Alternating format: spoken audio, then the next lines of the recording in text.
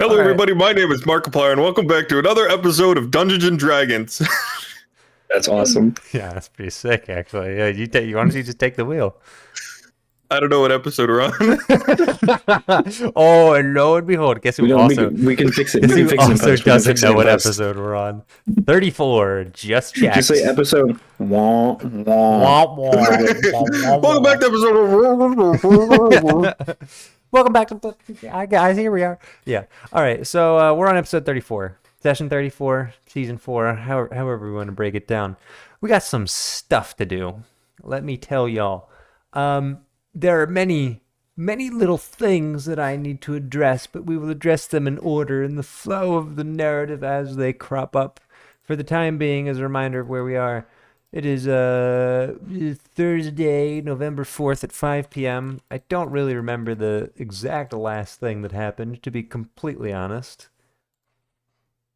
Wonder if I can pull that up real quick. That was one thing that I, in fact, did not review in my 2 hours of reviewing material. What did happen last time? I do always wonder on we like burned down the Critical Role and farmland. Dimension 20 if they watch their own footage back. No, it can be painful sometimes, man. It's all I think too. Mine's always good.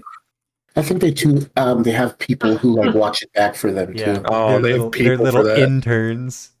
Where am I I? watch more Go, back little people. interns, write me summaries. It's called large language models, but I've been too lazy to set one up to scan all my recording or do speech recognition on videos. Yeah, ChatGPT won't let you insert it because it poisons the data. So Yeah, so I would have to like build out a custom solution, and I don't feel like doing that. But anyways, we're gonna move on. hallucinations would go up 100% if you started feeding this data to it. Last night, on Thursday, November 4th, 1632, Cagliari burned down the Linnaeus farmland with the help of Infernus Silver. Did you flee the city after this little act of terrorism? Yeah, we kind of glossed over that. I would imagine you would have fled. Yeah, I mean, It's unless a little bit there's of a like, hotbed. unless our like next mission is there. Well, you're gonna Didn't I have roll to... like a 26 for stealth or something? Yeah, pretty much. As we were pretty on much. the way out. Pretty much the greatest to ever do it. So you could stay hunkered down in the city. It might complicate things. It might not. Why don't you decide? We'll leave. Okay, you leave. Shortly after you leave, martial law is declared. Yay! Now, this what this means is that you stayed. I mean, it's really just a trade-off, you know, and we'll get into that. The city is not doing well. Things are tense. Things are very tense. Sides have yet to fully solidify, but there are rumors that many of the noble houses are not entirely loyal to the throne. The only noble house who has fully proved their loyalty beyond a shadow of the doubt is the Linnaeus, who are pissed off at the fact that their farmland is busted up and looking for someone to blame. The iron fist of the throne comes down upon the city. All of the old Lucine contained within the gates, which is now effectively Upper East Lucine, it's all locked down. That's your access to your main road. That's all of your churches. That's your gate road. That's your academy. City Watch patrol has increased, and Xerxes is no longer playing around. People in the city can no longer be contacted. Orion's network has shut down due to what is suspected to be mass magical interference. Xerxes has been pulling out some stops and playing some cards that he has yet to play or has not played in a long time. Your information network has effectively gone dark. The city of Lucine is silent. Nothing gets back to you. And the city is prepared for armed conflict. Whether it comes is effectively up to you. But things are tense. There are things with Sable, but given that he is not here, we will move past them. Over the weekend, special guests visit the plateau. including but not limited to Marilius, the Silver Dragon, who you freed from the archives, or more specifically, the Spectre of Elabar freed from the archives after you killed, I believe it was Baal. And his brother Marduk returns, seeking an audience with Malachi de Lumiere. The question is, will you humor him? He is with Marilius, but he is not with Marilius. That makes sense. Wait, repeat that? Marduk has showed up at the camp, the Black Dragon, as well as Marilius. God. Yeah, I will entertain. I will entertain. Okay. It would be unwise to not do so. It Yeah, would. what are we gonna do? Tell him no? So, Marilius has some information, and Marduk has a lot more information, and he will meet with the brass, which we could say, I suppose, for the sake of it, disables a zombie in the corner. Technically, Cagliari, maybe yes, no. Groger, up to you, and very definitely Vesper. But there's some serious info that needs to be spilled, and some decisions you're going to have to make. So, He's cracking into the pressure. who's in the meeting? Is my baby girl there? Your wife? I mean, yeah, she can Yeah. be. At this point, if she's glued to your hip and all the chaos, then yeah, she can. You put her there. Yeah. Unless there's something we can specifically assign her to, I would. Okay. Are you pleased with this meeting team, and you'll pass relevant information to Cagliari down the grapevine, Oh, because. or would you like her in the inner circle? I would. At this point, I think She's bought in. it's more terrifying to not know where Cagliari specifically is. So just put her in the I'd room prefer that she be home. and babysitter. Yeah. Okay. So we're babysitting Cagliari. Yeah. All right. Well, you enter the meeting room. Marduk and Marilius are presenting in their human forms. Marduk, I have decided, has a big, bushy black beard just because it feels correct when he's in human. Not the killer mustache like a villain. Oh, he's got a big, twisty mustache, but he also has a big beard. Okay. You know, like Big smeared. big bushy man beard. Now, we'll move at a fairly high level, but I suppose I should let Marduk speak. They'll catch you up on what they've been doing in pursuit of the cult, which is in no small part to Kingi's contributions and alignment. They're obviously doing a lot of heavy lifting, but you quickly, I imagine, would catch them up about the issue with the Red Wizard, for example. Yes. There's something I would like to formally remind you, even though it's not quite relevant. Well, it's not that it's not relevant. It's Me not specifically, or clear. Well, you specifically, but everybody else. Session 32 of part 2, when you were still receiving messages from your mom, the queen, your mother. Let's give her some credit here. Your mother, the queen, Artemis. You messaged her after killing one of the black dragons, and the Executioner Knight riding him escaped. It was in the woods after you had first met Malik, and shortly after you had been power word killed and brought back by a then Bloppletup. You told her, "We survived the dragon attack. Could you tell me if and when he plans to strike again?" And she responded, "He is very angry. An old withering man visited him. I don't know what was said, but I heard your name mentioned. Just stay safe."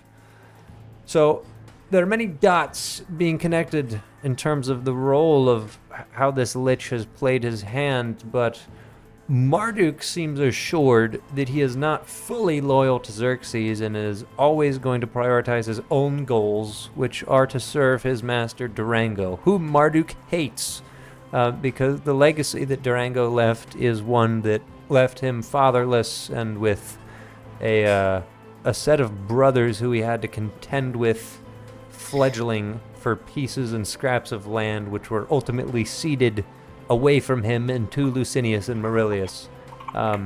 He's just very miffed about the whole thing, but very specifically he's angry at Xerxes.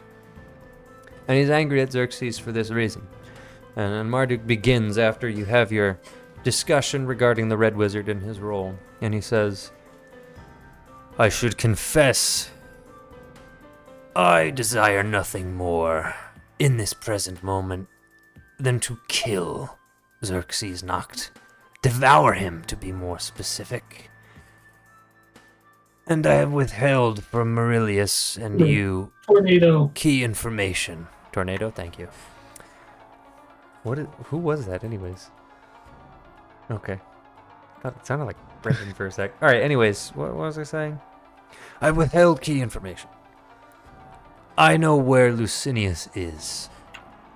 And it's clear to me now that my time on this island grows short. My legacy is naught. I am doing all I can to not. I'm keeping my face like super neutral. He says Lucinius, and I have like the slightest twitch of an eyebrow. Yeah. Yeah, he continues. Years ago, as you are aware, and Marilius, of course, there is a spell strong enough to petrify a dragon. My brother Baal, who you slaughtered, which I hold little malice, was in possession of such knowledge. Some of that knowledge he passed to me in our communications between the planes, and it's knowledge that was used on me against my will many, many years ago. It's knowledge that Baal himself inherited. It has been passed down between dragons and has made its way to men, more specifically to Xerxes. Years ago, I was put in stasis by Lucinius and awaited my time. Xerxes freed me, and in a guise of trickery, Lucinius and myself swapped places. There's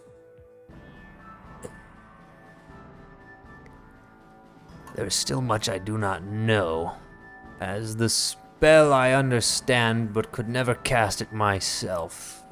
Baal had the ability to put Marilius under it, and somehow Xerxes had the ability to undo it and cast it upon Lucinius. I provided, apparently, context for him to finish solving the puzzle. But my reward was not what we had discussed. He instead enslaved me through the power of his necromancer, who I drastically underestimated. And therefore, when you freed me, I owed you a debt.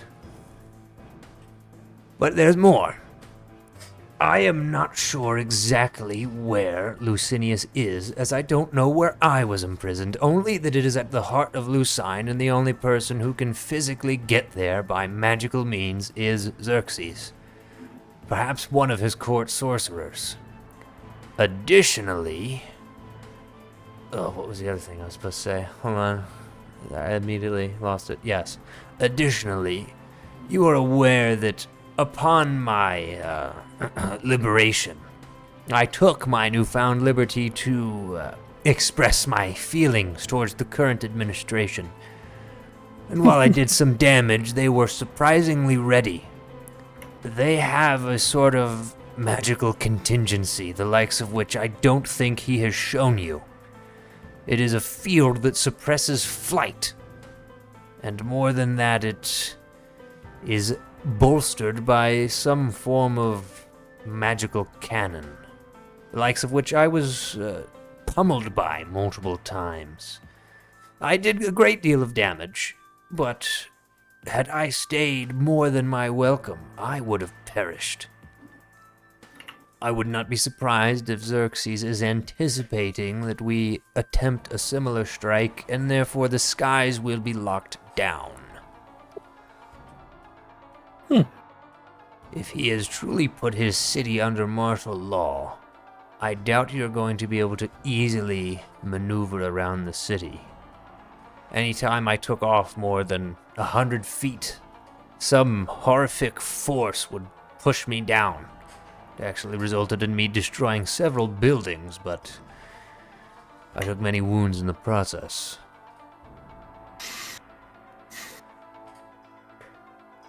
What this means, of course, Aurelius picks up where he left off, is that my primary objective would be to find my brother, as I would hope yours would be. But if Xerxes is the only one who knows, or the only one who Marduk and I can ascertain knows where Lucinius is and exactly how to get to him, then I'm not so certain that we can kill him. But I believe that Elabar, or at least his specter, demonstrated to you the magic required to free me of my stasis, and likewise you may be able to do the same should we reach him.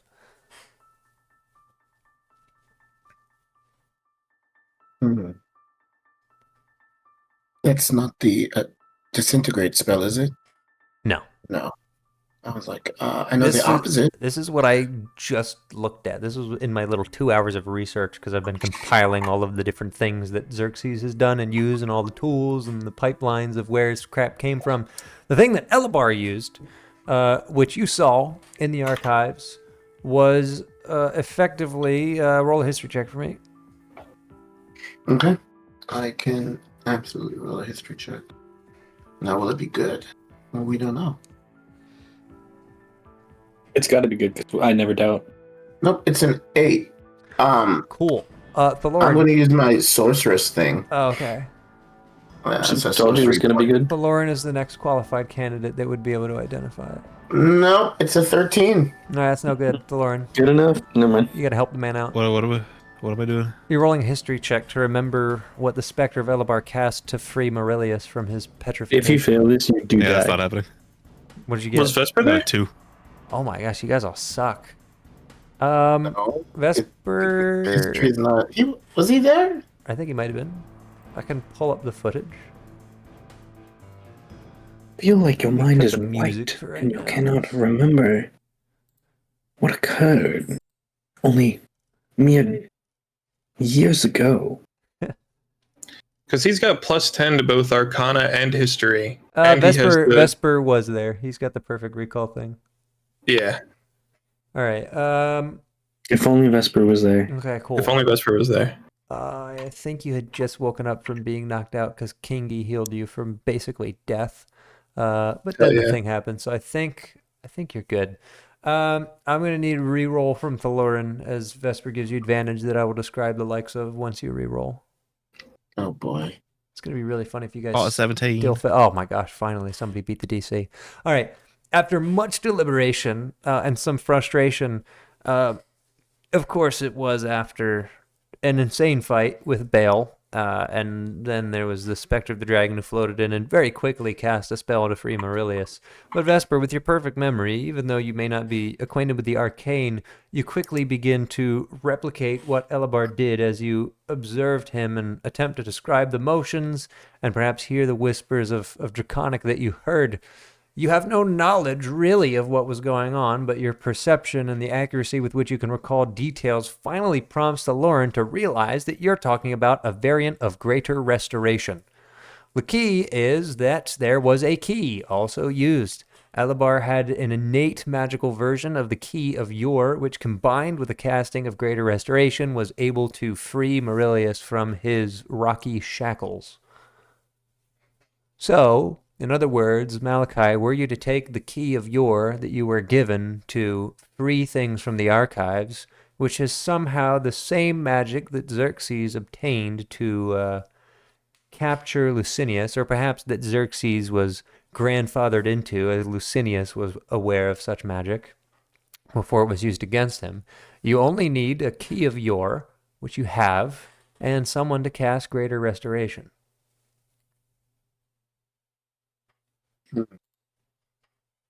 That's, of course, assuming you can find where Lucinius is. We had a branch. All right. All right, I have given you the relevant information that is needed. I want to learn more about this grounding spell.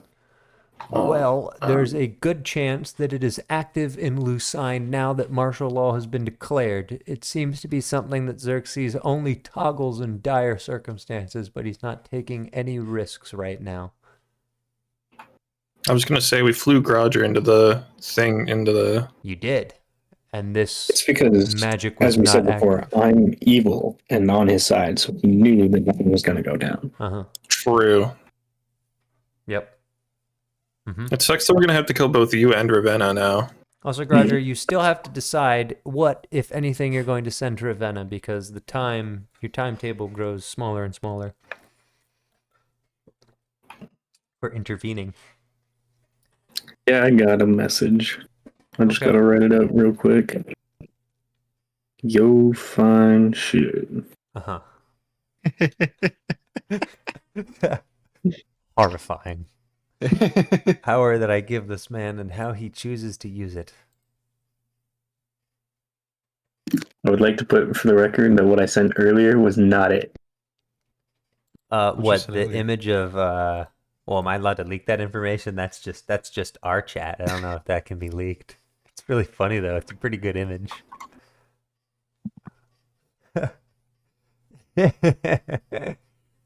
But you are going to work on the message. Okay. Actively doing so. Okay, got it. I'm going to leave you to that, because here's what the brass has to figure out. It's pretty much looking like Xerxes is expecting there to be a big pivot, and it's very likely that his network has high suspicions, if not confirmation, that some noble houses are not going to remain loyal to him should opposition show up on his doorstep. And with the town being under martial law, dissenters are being silenced, and the streets now have a strict sundown curfew, which has killed the thriving nightlife of Upper East Lucine. Literally, and it's all gone. No more parties, no more fun tragedy. stuff. Yeah, really, really rough. So, what exactly are you guys going to do? Can we go in at night? No, wait. Well, yes. You have a number of forces to mobilize. Contacting some of them may be difficult. You have some connects outside of Lucine. The Falcones are still accessible, but their intelligence network is going to be slowed down.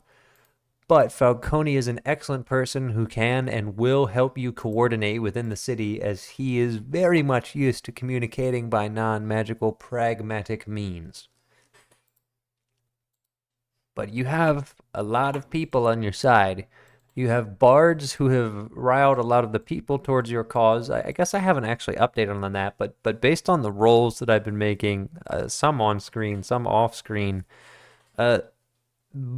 Aramaeus was able to book shows at the Theater of the Commons that ultimately were teaching people how to waltz, and the waltz of choice was the Waltz of Artemis. When Xerxes found out, the shows were shut down and the people were outraged, and Aramaeus was successfully able to deter any suspicion from himself due to the network via which that music was distributed throughout various bards. By the way, he just rolled a natural 20 on deception, so you're welcome. With like a plus 10. Yep. So Aramaeus has not single-handedly, but with the help of other bards like Sir Prince and Spoons McMahon or whoever else. How he doing? He's doing good. He's got a little gig set up. You know, he's keeping out of trouble as much as he can.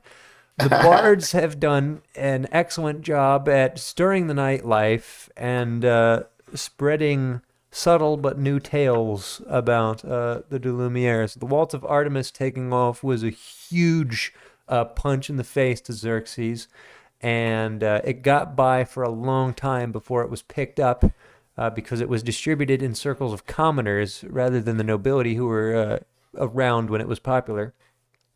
And the Song of Homegoing, which is, of course, lyrics written by Aramaeus about the de Lumière family, were vague enough to skirt analysis and concern for a fairly serious quantity of time, especially because the core of the song was already popular.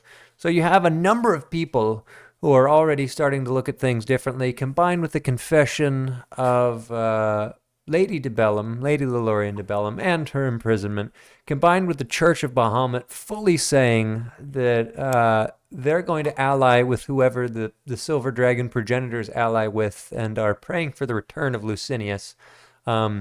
If Maurelius makes an appearance, it's over for a lot of the city. Because if Maurelius stands against Xerxes, then the city at large is going to stand against Xerxes. The Church of Savras is freaking out because their diviners are foreseeing disaster in the hands of, basically disaster in the hands of any of the potential monarchs that flow from Xerxes. And all of their prophets are saying that something big is about to happen and the wheels of power are about to change. The Church of Corellon is officially against Xerxes after ritual discrimination in the half-elf district and their church being suppressed and their autonomy being challenged. So they're pretty much fully on your side. The de Bellum household, what remains of it, is on your side. The Bronze Hide are going to side with whoever the Church of Bahamut sides with. St. Lucius is on your side. Rosewater is secretly on your side. The Falcones are on your side. Lyonnaise are against you. House Zara has been on your side pretty much since day one. We will burn the Lyonnaise to the ground. Yes. House Roshan is going to be with you because Falcone has struck the fear of God in him. Tiana is effectively with you because their leaders have been deposed, and the house itself isn't really with you, but many of the people in the house are. Taylor is against you, and Reinhardt is against you. You have 3 factions in Lucine who are strongly against you, some who are weakly for you, and most who will not join in the fray against you, which leaves you effectively with 3 factions to contend with, according to Orion and Malik's intelligence. The City Watch, who shouldn't be a major threat at all, and will probably lay down their arms very quickly because they don't want to be slaughtered like cattle, and Xerxes will use them as cannon fodder. The Palace Guard, who will be mobilized outside of the palace as an elite force to oppose you. The Lucinian Honor Guard, who Malik is not confident that there are more than 50 of them, but they are horrifying in that they're a small army of their own right. The Battle Mages, who come fresh out of the academy, as well as any number of academy scholars, graduates, or students. And then there's some unknown variables, which we'll leave on the table for now. This is the situation. Unknown good variables? No, bad. Very bad variables. See, I figured, but like, why is it never unknown good variables? Well, all of your good variables are known. See, no, I want some that are unknown. Some unknown good variables? Please. I can get to work on that. I can draw them some up. I'm actually thinking if they exist. Thank you so much. They might. So, yeah, what about our Coruscare? They are willing to sit outside of the city gates and initiate a siege if necessary, but they're not wanting to send soldiers into the city if they don't have to. They also want a survey of the situation because they are very intimidated by Xerxes' magic. So magic schmagic. They might be able. They might be able to make some progress and surveying and scouting land up to the city, but they're not looking, if possible, they're not looking to march into Upper East Lucine and breach the walls. Because that's the first thing you would have to do, is everything outside of the walls, even if it's under martial law, is far more easily accessible, but getting into Upper East Lucine and then likewise getting past Gate Road onto the Royal Promenade, into the throne room, and beyond into the palace are all difficult feats, particularly with the grounding spell that has effectively been enacted over all of Lucine, much like it was to stop Marduk. So they would show up and sit outside of the gates and put pressure on, but they wouldn't actually come in? Yeah, that is what they would desire to do. Yeah, I don't know how helpful that is at this point, but I mean, they could be convinced to go further, but not without increased intelligence. I don't see a reason to ignore them. If it's going to cost a lot of resources to mobilize them, then like not. But if it's just free, we may as well do it.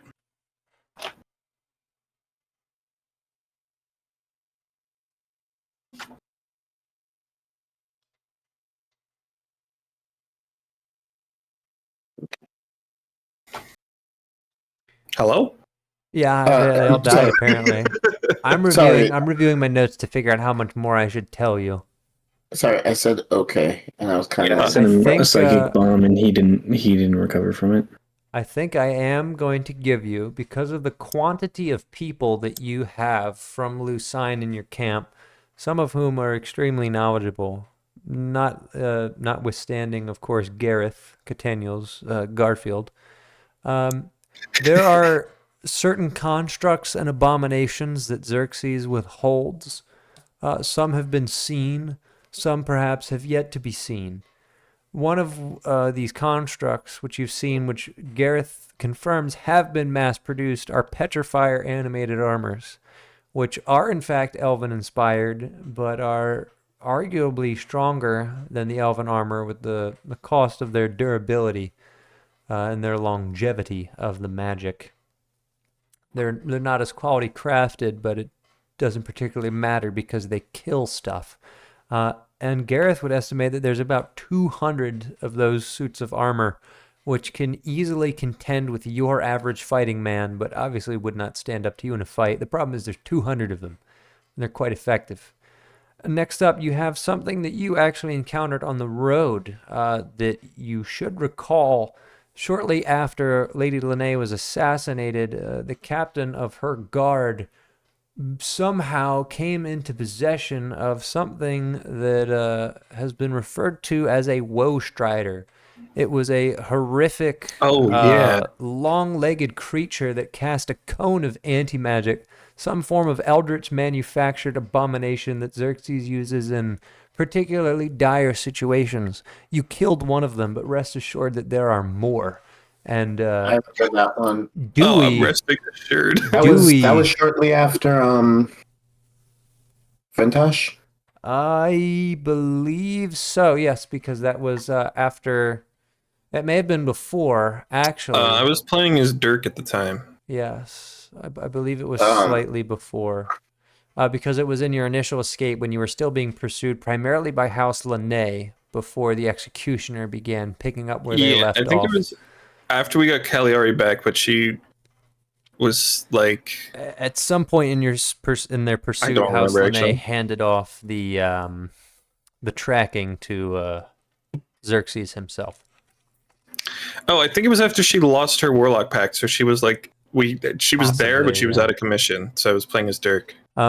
Dewey confirms that he believes he's seen one of these woe striders, as they're called, and he believes that the Red Wizard has something to do with their creation or their appearance, but he knows very little outside of that. And then, of course, we have everybody's favorite construct, the Wardens. Rest assured there are more Wardens. And where are they primarily used by Xerxes? Inside of his palaces and labyrinths as a primary measure of magical security. They also apparently do not get turned off by anti-magic fields. Convenient. Many constructs that are higher level are not affected by anti-magic. Mm-hmm. Nah, yeah, that's what I imagined. So these are the tools that you can reasonably expect to be used against you, tools that you've seen in the past, combined with the intel that Marduk has given you, and of course there may be any number of other unknown variables. But these variables are known. So that being said, the weekend passes, the city is under martial law, and we move on to early November. Monday, November 8th. What are we doing? Well, let's check in on Grodger, I suppose. You have anything written yet? Why are you laughing? I'm laughing because you wrote hot and then linked to the attachment of Sly Cooper in his disguise, which I will now pull up for the stream. Yeah.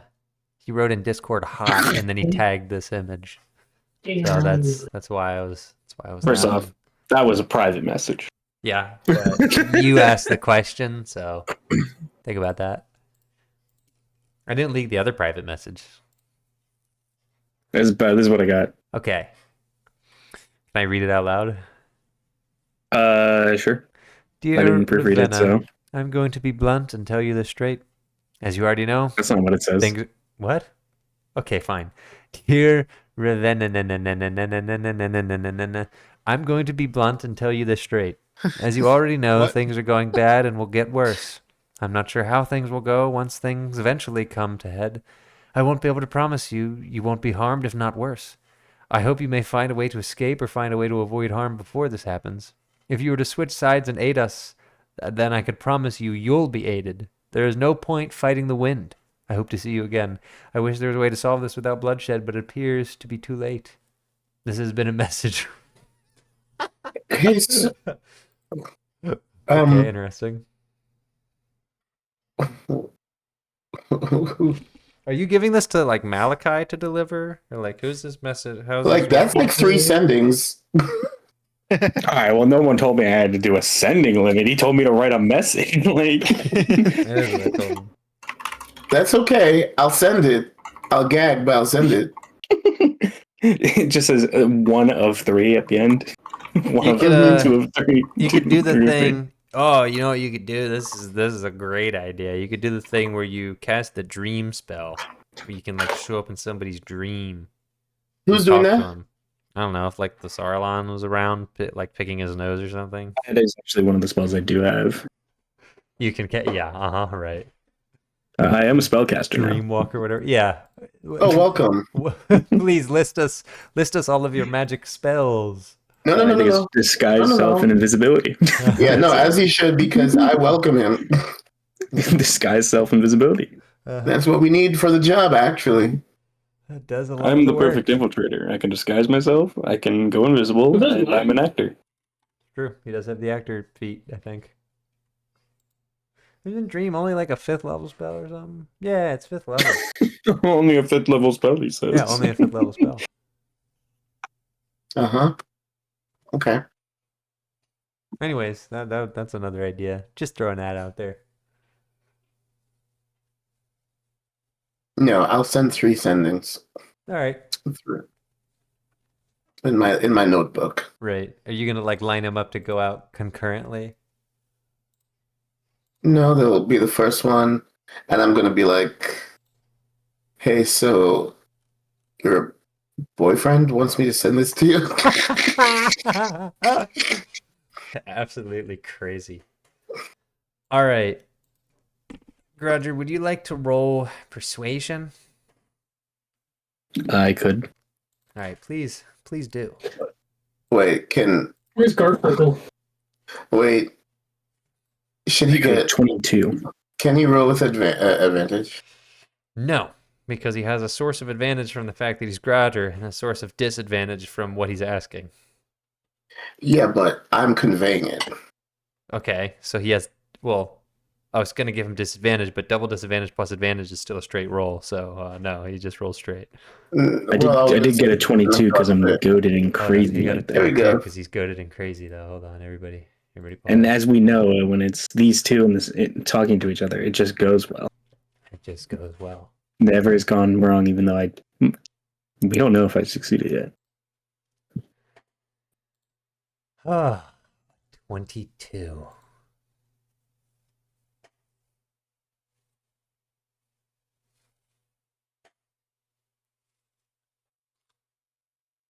Okay.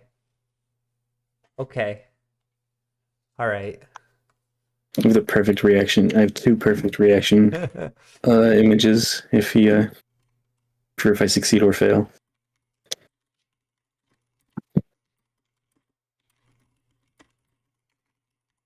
Ooh, he's typing.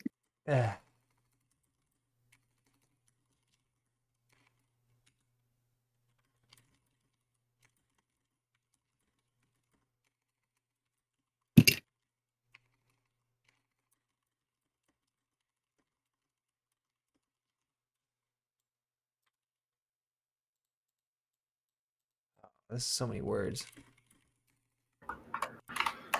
Me making a custom spell that's just a message without the word limit. It just says, "Don't be obnoxiously long." It is an 8th level spell. Not in my cool D&D world. It's got blackjack and hookers in it. What? There's an 8th level spell called "Message Without the Word Limit."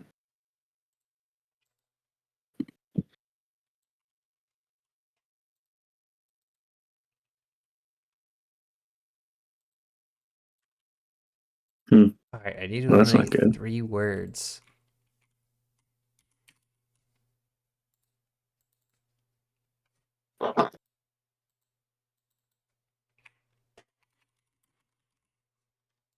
Okay, all right. I just need to get rid of 1 word.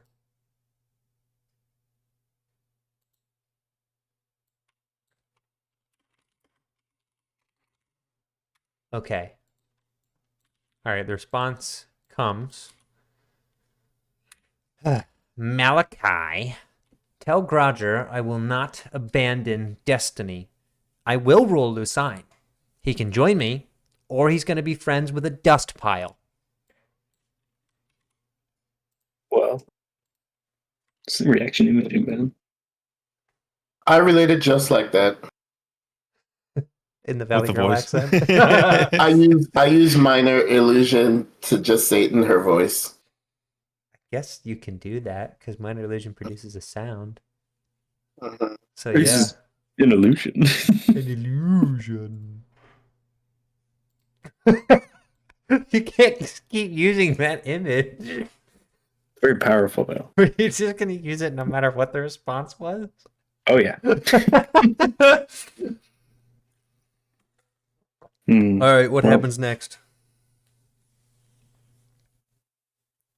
Send the sad face emoji. You want him to waste ascending just to send a sad face emoji? Sulks off into the corner. Yeah. I think We've done all we can. I'm gonna have to say, okay. I think I will say something to her myself. Uh-oh. And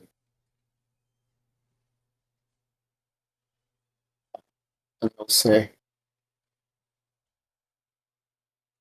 despite all of this, I truly wish the best for you. I've seen the potential, and I do not wish for you to experience what I have. That's 27. Is it? Despite all of this, I truly wish the best for you. I've seen the potential, and I do not wish for you to experience what I have. 27. I can give you a contraction that gets you down to 26. Start throwing in a bunch of contractions that don't exist. Despite all this. Despite all this, instead of despite all of this. Boom. Despite all this. Boom. There we go. All right. Locked in. All right. Let me write that down. Okay. Yo, this stat sheet's kind of goated. All right. Roll for me. Roll for me persuasion. All right. Can I roll sincerity? What's your wisdom modifier? JK 14. Oh my god, this is terrible. No, this is ridiculous. I'm going to use another sorcery point. I'm going to use another sorcery point because, like, the one thing I should be good at? Yeah, no. I will let you add your wisdom modifier to this roll for another +1 for sincerity. A +1. Thank you so much, DM. Yeah, you're welcome. What would we ever do without you? You'd freaking die. Actually, would you? I don't know. Think of the reason you die. 27 with the 27. +1. Ooh. There's no response. And I wasn't expecting one. Yep. Okay. All right, what's the plan? So yeah, I'm thinking very much that I really am looking for intel. I need the layout of that palace fully. I need to know what we're walking into. Because it's almost time for a siege. It is almost time for a siege. And I do still though want to have, if we can start a riot of some sort, if we can get people going in the city, we need them unfocused. Okay. I see what you're swinging. I see what you're slugging. All right. In terms of intel, some stuff's basic. You have a bunch of people who are very familiar with Upper East Lucine. You have some who've been on Academy Hill and who have walked Gate Road. Gate Road is very basic. Oh, I mean, you got like 3 entrances to Upper East Lucine. So these are your choke points. You either enter from the south, which means you're going through Pauper's Valley, up through Church Street to Gate Square, or you're going down Main Street, crossing just before People Square to get to Gate Road from the east entrance, or you go from the west entrance, passing Lumen Alley and Guild Corner on, I forget what this street is called. I don't know if it has a name. I think it does. I don't know. King Street. From the west, and that's actually like your old apartment is like literally right by that gate. It's the leftmost apartment by that gate. So you can make your way from one of those 3 locations. Then you have Gate Road, which is a big uphill. You basically have to follow the road because the gradient of the hill is too steep. You'd basically be climbing like, 60, 70 degrees otherwise. So you have to follow the winding serpent of the road. Unfortunately, the wizard towers make this a absolute nightmare because hellfire can literally or figuratively come down from those wizard towers. And of course, you have the magic school right here. Then, of course, you have all of these archery slits here from the gate itself and from this tower here, to a lesser extent from this, as this is a barracks. But you could very much get archer fire from anywhere here. And then you have the main gate, which has a spiraling pathway up towards the promenade. You've actually been here before, so, I can just give you some of these. It's pretty basic. You've been here, you haven't been, you've pretty much been here. Gate Road. Gate Road is a winding serpentine path. This terrain is difficult terrain. It is passable, but not really. The road is easy terrain. Making your way up the road, there are 2 wizards' towers. There's the main tower. There's the gate, again, with all the archer slits raining fire down. There's 2 sections to the gate. These are extremely heavy metal portcullis doors. You passed through these when you were disguised as Adam's brother, and then you went up this winding road that does increase in height. It can be about 20 feet off the ground at its highest point, but it does still go up with the slope and gradient of the hill, and it is very wide, so it's easy to get carriages and men by there. You have another gate, and this is structured effectively as a wall with a roof over it. Archers can rain down on this. They can close this gate magically, very likely to be a magical choke point. And then you have your first section of the promenade where you have to pass the barracks. This is a fairly narrow choke point. You pass through this, so this is about 60 feet wide, and this is the way forward. This takes you onto the main promenade, which is huge. I mean, just a big flat wasteland upon which Xerxes could put anything. So it's kind of difficult. You're eventually going to come out here from, it's palace, it's throne room, where do we have? From Gate Road, you're going to come from here to here. This is actually south, so north is actually to the right from this point of view. North is up from this point of view. This is a split of the main courtyard. It is massive. It's about 500 feet long. Just below this is where this building is. You were here for Ravenna's ball. You don't exactly know what lies past here. However, you did have a vision of the throne room in episode 1 of this series, in which a certain confrontation took place with Ravenna, and there was also a hallway leading to that throne room. You imagine that those are very real, as that dream felt prophetic. How exactly you get to them, uncertain. So the palace itself is mapped by Groger and Cagliari, who can get you a pretty good idea of the layout, but only for the second floor. There is a flight deck, which would be pretty much inaccessible to you. There is a balcony on top of a bridge that leads out of the throne room. So the throne room is just below this here. And then further down here is the promenade. Here's your thing. Here's Gate Road. So Gate Road. Wait. Question. Yeah. Of our current group, who has actually been in the palace? It's Groger and Cagliari. And Siobhan. And Siobhan, yes. Okay. So pooling that knowledge, you can probably get a fairly accurate view of the palace. The second floor has the king's room, the queen's room, Ravenna's room. Siobhan had one of the major guest rooms. There's small little guest rooms. Saul, of course, had a room. Not anymore. Dining room, piano, small library on the side. The dungeon is down here. This is a big storage house for vehicles, mounts, anything that may be flying. And then down here is the gate in, but this is a floor below. There's a whole first floor that you do not know the layout of because when Groger was taken in, he pretty much only inhabited this second floor and was able to look out. What's interesting is there's a large canyon in between here. That's what this is. The castle exists on this ridge. There's a large canyon, and then there's the first facade of the mountain, entirely which is contained the throne room, which I really shouldn't show much of. But the throne room is theoretically just a big square. So you have this deep trench in the mountain, which actually extends under here. This is like a mountain archway. And then Mount Lucine is like right behind here. This is very, very big.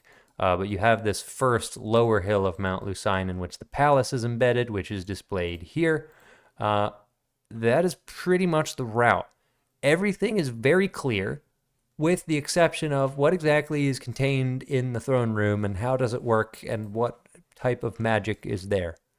And then, of course, the first floor of the palace is completely unknown. So that's what you're working with.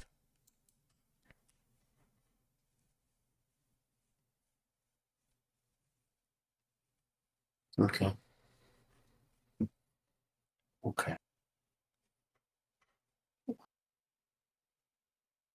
Well, we need to decide who's going to be our strike force. Who's going in. We need to decide. Listen, my head is going full. Last couple of episodes of a season. Yep. That's where we are. Who are the people who is going to be like, you guys go on ahead. We'll hold them off. Yeah. Who are those people? It's Tiberius and Iovita, the greatest warriors to ever do it. Definitely.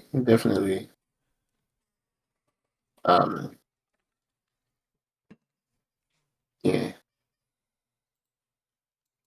So, from a meta standpoint, your party is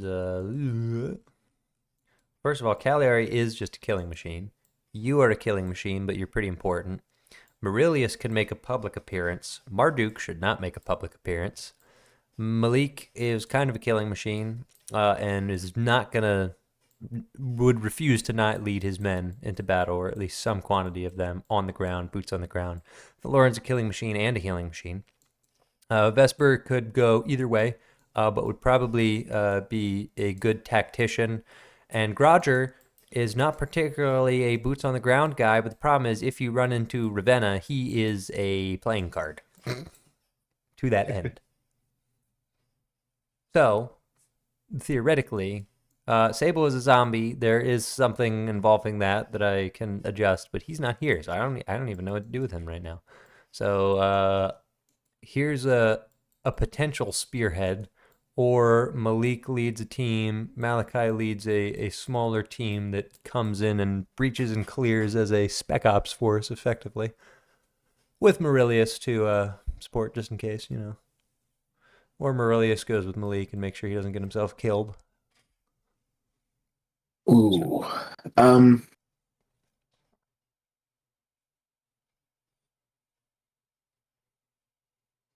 Maurelius goes this.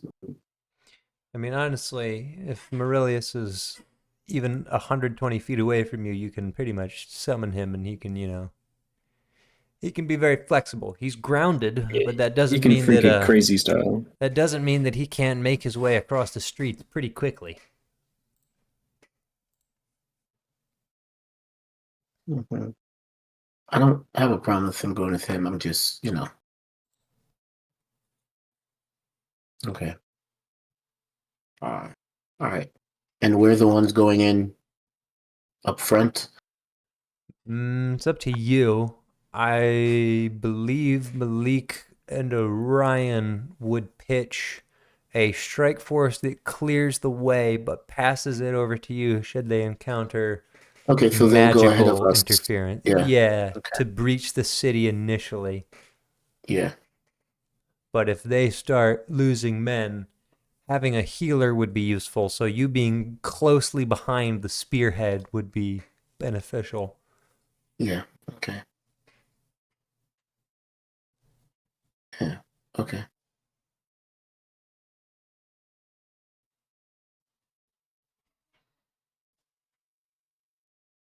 Okay. Mm-hmm. I think that does sounds like a good plan. Julian, we do need some.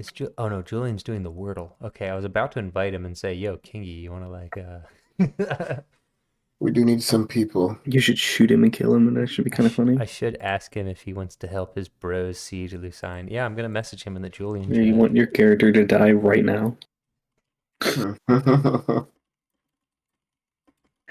This limited time offer, the DM, will kill your character right here and now. Do you accept? For free. Yeah.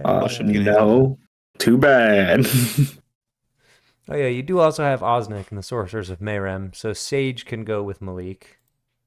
Yeah, yes. Oh, God. Yeah, we shouldn't bring them. No, Osnick maybe stay back. We need some he's so old. We need some people to literally also stay with the non-combatants here. Oh, Beta is gonna want to go in. No, Beta, I need him to come and get vengeance. If we disperse the non-combatants among, just have them flee to all the various hills and immerse themselves in refugees. Well, what if we win? Great. If we don't, well, live your life. That's actually not a bad idea.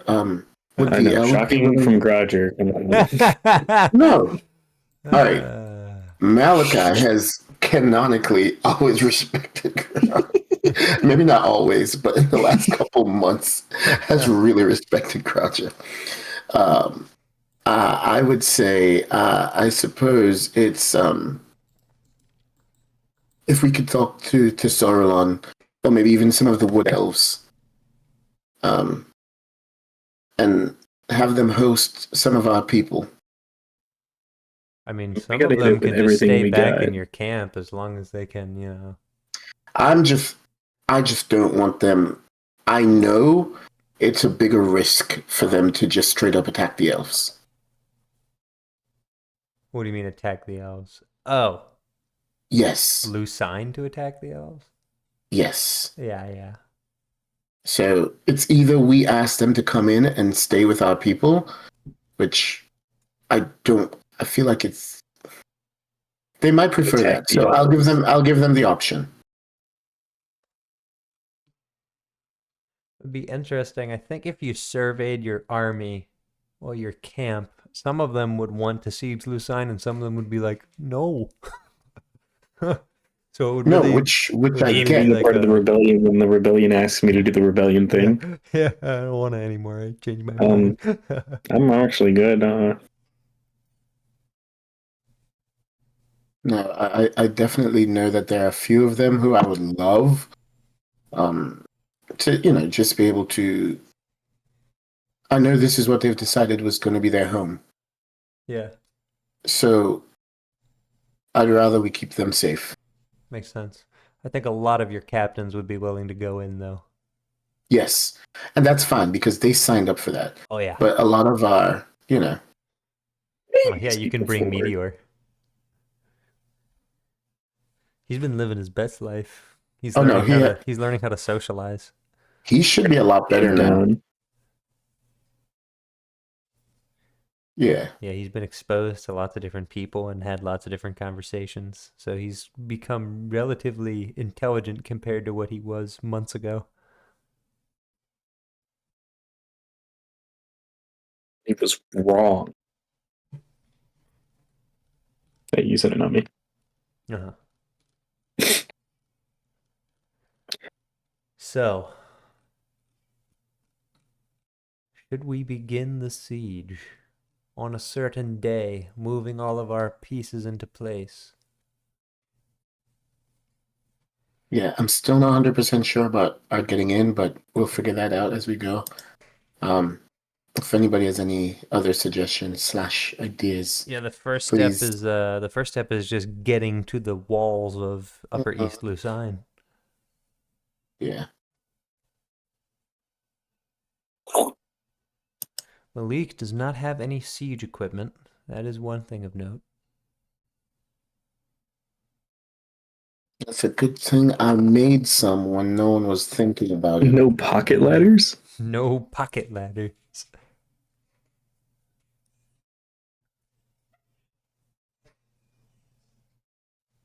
Every general worth his salt's got some pocket ladders. Mm-hmm. All right. So let's consider this. You have all of your noble houses, some of whom have specific control of certain districts in Inner East Lucine, and some of which may be able to clear a way for you from the inside. So that could be an option. Does Golemoof not have some? Well, she's not on the Well, actually, no, yeah, they do. They have a bunch of buildings in Stonekeep. Like, they operate, they have a masonry in Stonekeep, and they have a lot of employees in the manufactory there that Rainey worked at. Okay.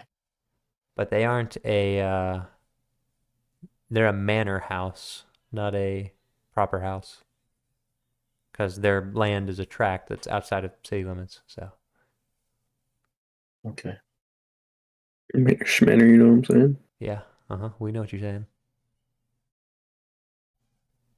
We've seen the saying. Now it's fire. Mm-hmm. So, here's where we're at currently. Moving from... Currently, we're saying it's Monday, November 8th. By Friday, November 12th, you should probably be in position to siege Lucine. What that means is determining what you are doing with your men from Koroskir and Kuningreek, who are ultimately just going to sit outside of the city as a force and look menacing, hopefully. Maybe they can provide you some siege equipment, but other than that, they're standing there. You have to figure out all of your noble houses, how you're going to mobilize them. And then... What is this? There we go. Hold on.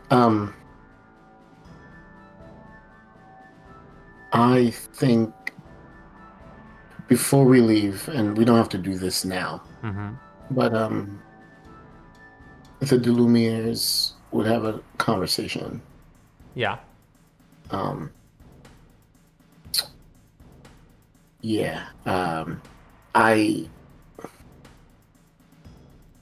We're gonna send. If the elves decide they're watching our place. Yeah, they'll probably just do that. Okay. Then they that's can send fine. you some animated armors, though. Yes, I think they'd already told us that. Yes. Yeah. And then Michaela would stay back. Would stay back. Yeah. Yeah. All right. So let me write out all the resources you have. You think what's his face from the Feywild would help us? A Dumbledore. Oh, he yes. could absolutely give you some shield guardians. He's currently in the archives. That is also true, but you have a week to mobilize all of your resources. So let me start writing down what you have. 500 men from Koroskar. 500 men from Kunigreek. We're gonna get more specific. Didn't I actually? No, I literally already did this. Julian said, like now, question mark? I said, I mean, yeah. All right, I had literally said he had guaranteed to give you like a certain number of men-at-arms and archers. That is written somewhere, isn't it? Am I crazy? If he told the truth. Oh, well, yeah. Yeah, he offered us 1 million troops. No, he didn't do that. I have it written down. I don't know. It's written down. No. Yeah. Wait. I think that's true. Is it in your chat? Oh my gosh. Is it in your chat though? Where is it? I cast Gaslight the DM.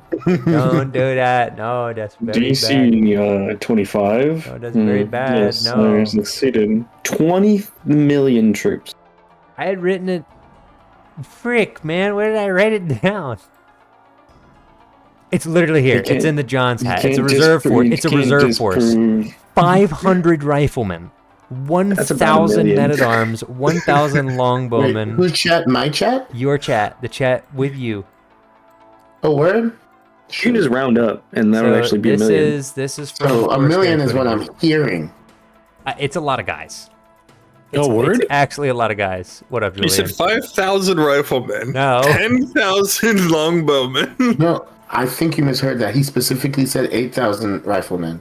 Oh my God. I was just adding a 0. Yeah, I cast nuclear bomb. You can't do that. No, Julian. No. He switched sides. He switched sides at the end. Civilians! The civilians! All right. So No! Shit, I So to cast catch you up- tactical nuclear anyway. catch you up on what's going on. You can have any involvement in this that you desire, but I figured I'd clue you in since it's the big culmination of our campaign.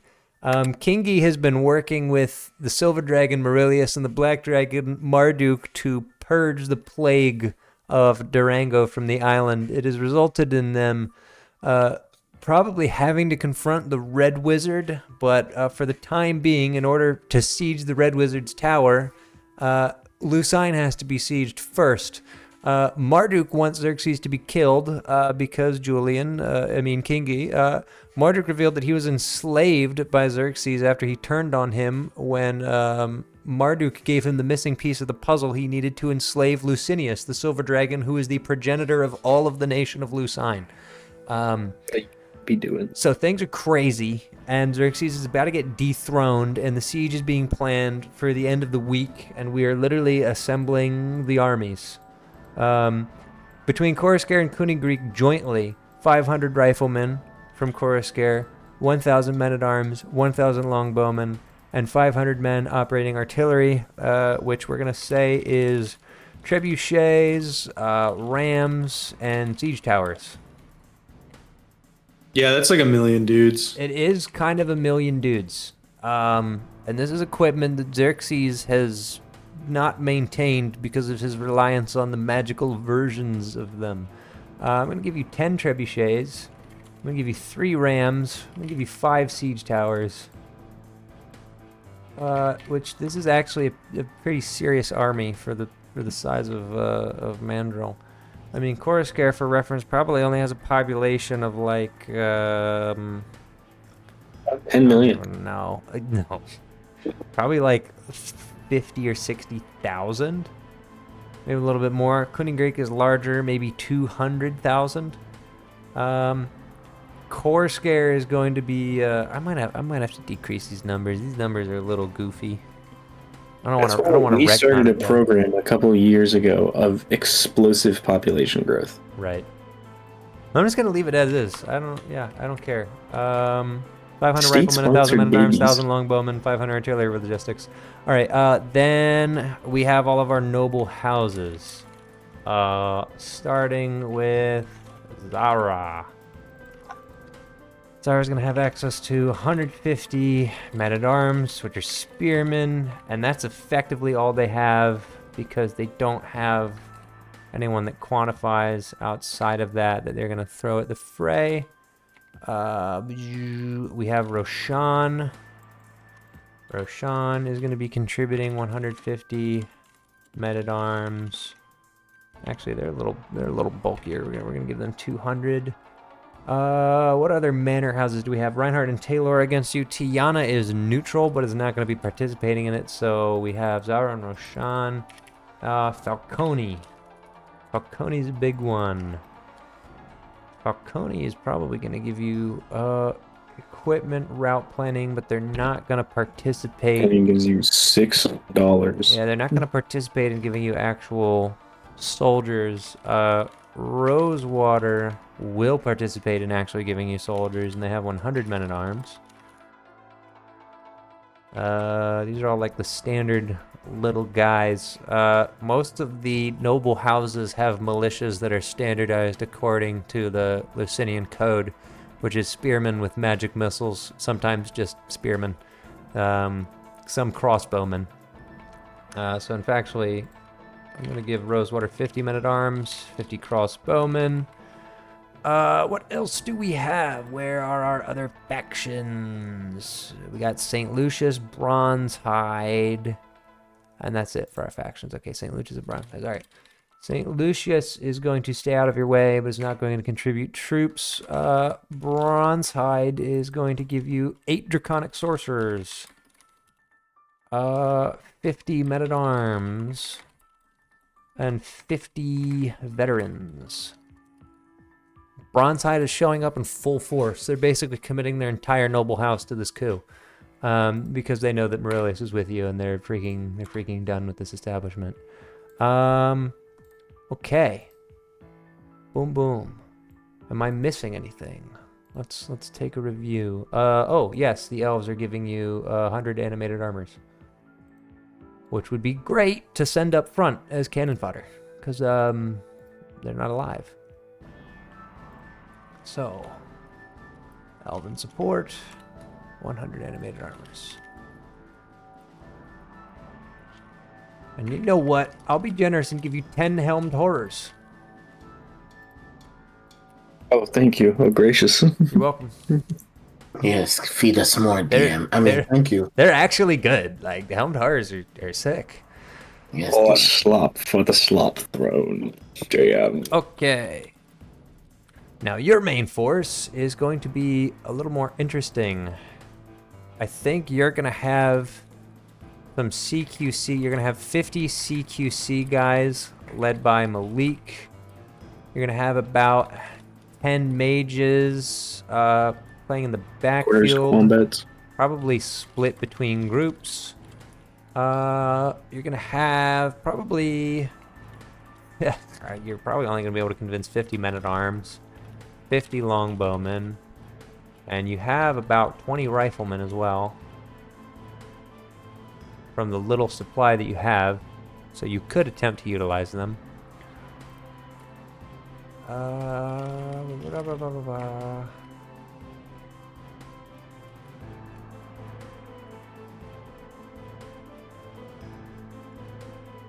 Okay. Cool. Yeah, this is a lot of stuff. So for the siege, everything we have is the party, 50 guys, CQC, Malik, possibly split into multiple groups. I'm not going to worry about it. They're going to have tactics for that. I'm not going to micromanage to that extent. 10 mages split between the groups, 50 men-at-arms, 50 longbowmen, 20 riflemen, elven support with 100 animated armor, and 10 helmed horrors. That's pretty much enough to gate 10 combat groups, each one with a helmed horror that is intelligent and can respond to its direct commander. From Coruscant and Kunigreek, 500 riflemen. 1,000 men-at-arms, 1,000 longbowmen who can lay siege fire into the city, 50 artillery and logistics, including siege towers, rams, and trebuchets, which may not be necessary, but you can very much roll them up and have them be threatening. Zara has 150 men-at-arms, Roshan 200 men-at-arms, Rosewater 50 men-at-arms, 50 crossbowmen, Bronzehide 8 draconic sorcerers, 50 men-at-arms, and 50 veterans. All right, and now it's time. Does everybody? This sounds good to everybody. I cast nuke. It's not allowed. Interesting idea. Okay. Thank you, Kinky. I don't know why he wouldn't do that sooner, but thank you. You've had that the whole time? Yeah, I just had that the whole time. Sorry, guys. He thought nuke meant like microwave. Yeah. Are there microwaves in this universe? Microwave hands, if you will. Yeah, we're in like medieval technology, like early industrial technology, but we do have microwaves. Hell yeah. I cast Mazda Miata. Interesting. Yeah, I cast Find Steed, but I summon a Mazda Miata. We're gonna have to make a divine intervention roll. So go ahead and hit that. And Divine intervention roll. God says no Miata. no Miata, unfortunately.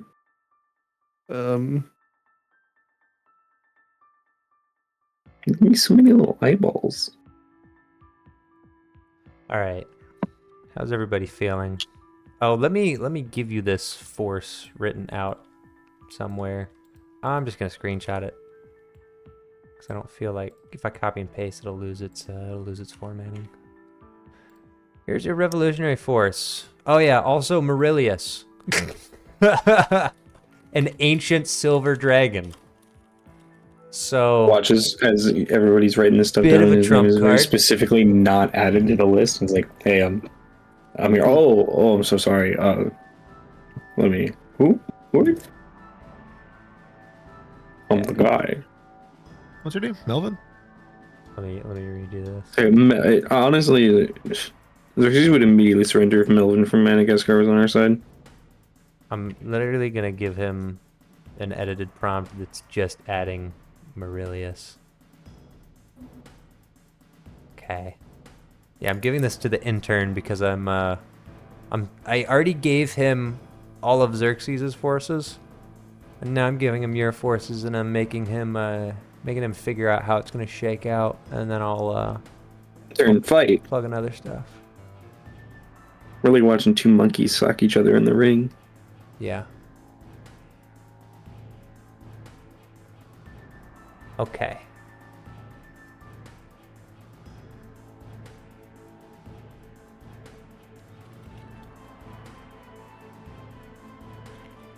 Are you guys good with this army? Okay.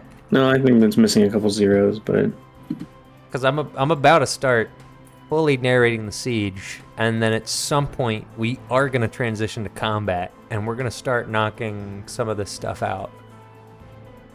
Because, yeah. So y'all ready for this? For real? Yeah. Okay. Here we go. FR. The Siege of Lucine. I'm going to give my intern a few more prompts for him to process the absolute flood of data that I just gave him. So we each roll 1d20 plus war, right? I actually think skill? that's a fantastic idea for your contributions. I'm gonna set the stage here. So you check war skill. It's under perception. The first thing you have to do is approach the city. I'm really good at war. High war skill.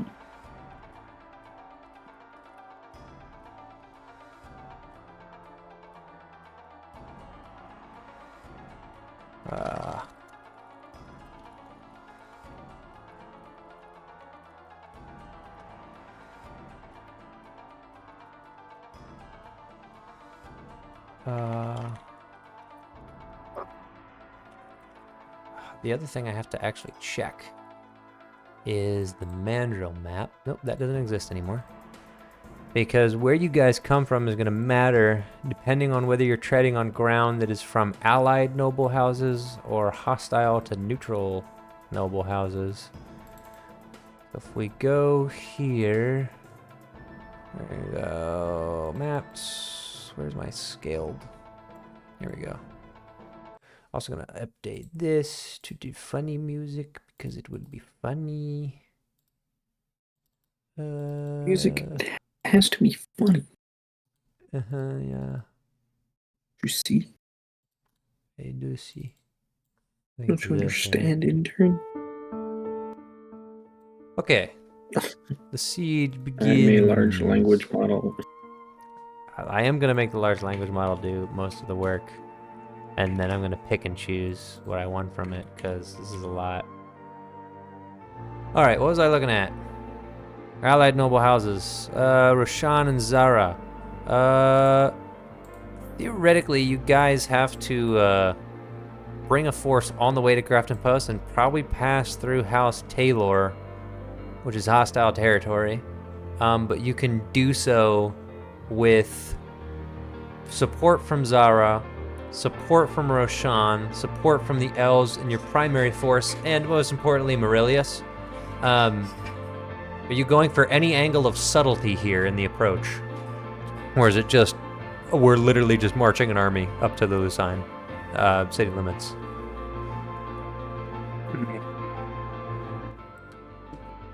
All in favor of marching, say aye. Aye. No, I think the time for subtlety has The time for subtlety is past. Just like in if Hidden there Movie. is, here's what I would like. Mm-hmm. If there is a chance at least that we can have musicians Oh, for the yeah. approach, Oh, yeah. and I would like the Artemis Waltz. Oh, he wants the Artemis Waltz. All right, I can probably pull Aramaeus out of the city for this one. All right, hold on. And just leading some people and Okay, away we go. Your march begins through House Taylor. This is like the piano rendition, but I don't like have a marching band rendition of this. All right. There are militias, a few knights and squires, but a dragon is flying over your head, and you're being led by a sorcerer and an elite strike force. So, most of what happens as you walk down the road is you divert traffic and are left the hell alone. There is, at one point, where a rogue fireball is thrown at you. Awesome. If anyone wants to do anything about that, it's heading straight Yeah, toward right. the front of the party. do we have any spellcasters up front with I imagine you would be one of them, if not having more. All I need is somebody with counterspell. Oh, I'm not using any of my spells right now. Somebody has to. Somebody I couldn't has like to. intercept it, right? Like football. Oh, hold on. Oh, wait. What's There's going to only intercept the football, yeah. fireball? Well, I don't think that's going to work. No, that's not how the spell works. Can I throw my shield like Captain America to? I don't. Can I intimidate so, the no. fireball? No, I you cannot intimidate the fireball? intimidate the Just fireball. we'll just have one of them use counterspell. Who's it gonna be? Is everyone here? Is everyone rolling up? Mostly everyone that you have access to. You have about 150 of your 300 men pulling up, a good quantity of your sorcerers, but I don't think Everybody's Osnek here. is here, unless he wanted to be here.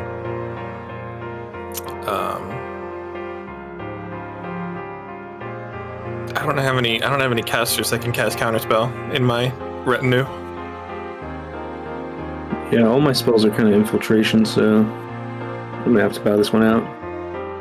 You know, Malachi could just cast Is Gather's. Osnek here? Fine, I'll do it. All right. If we come down to one last third level spell, I don't have one. I am going to Gonna be drain really power mad. from somebody. He's gonna be mad. All right. It is critical Wait, because but this is a different day, right? yeah, you're fresh still. And we're planning. Yeah.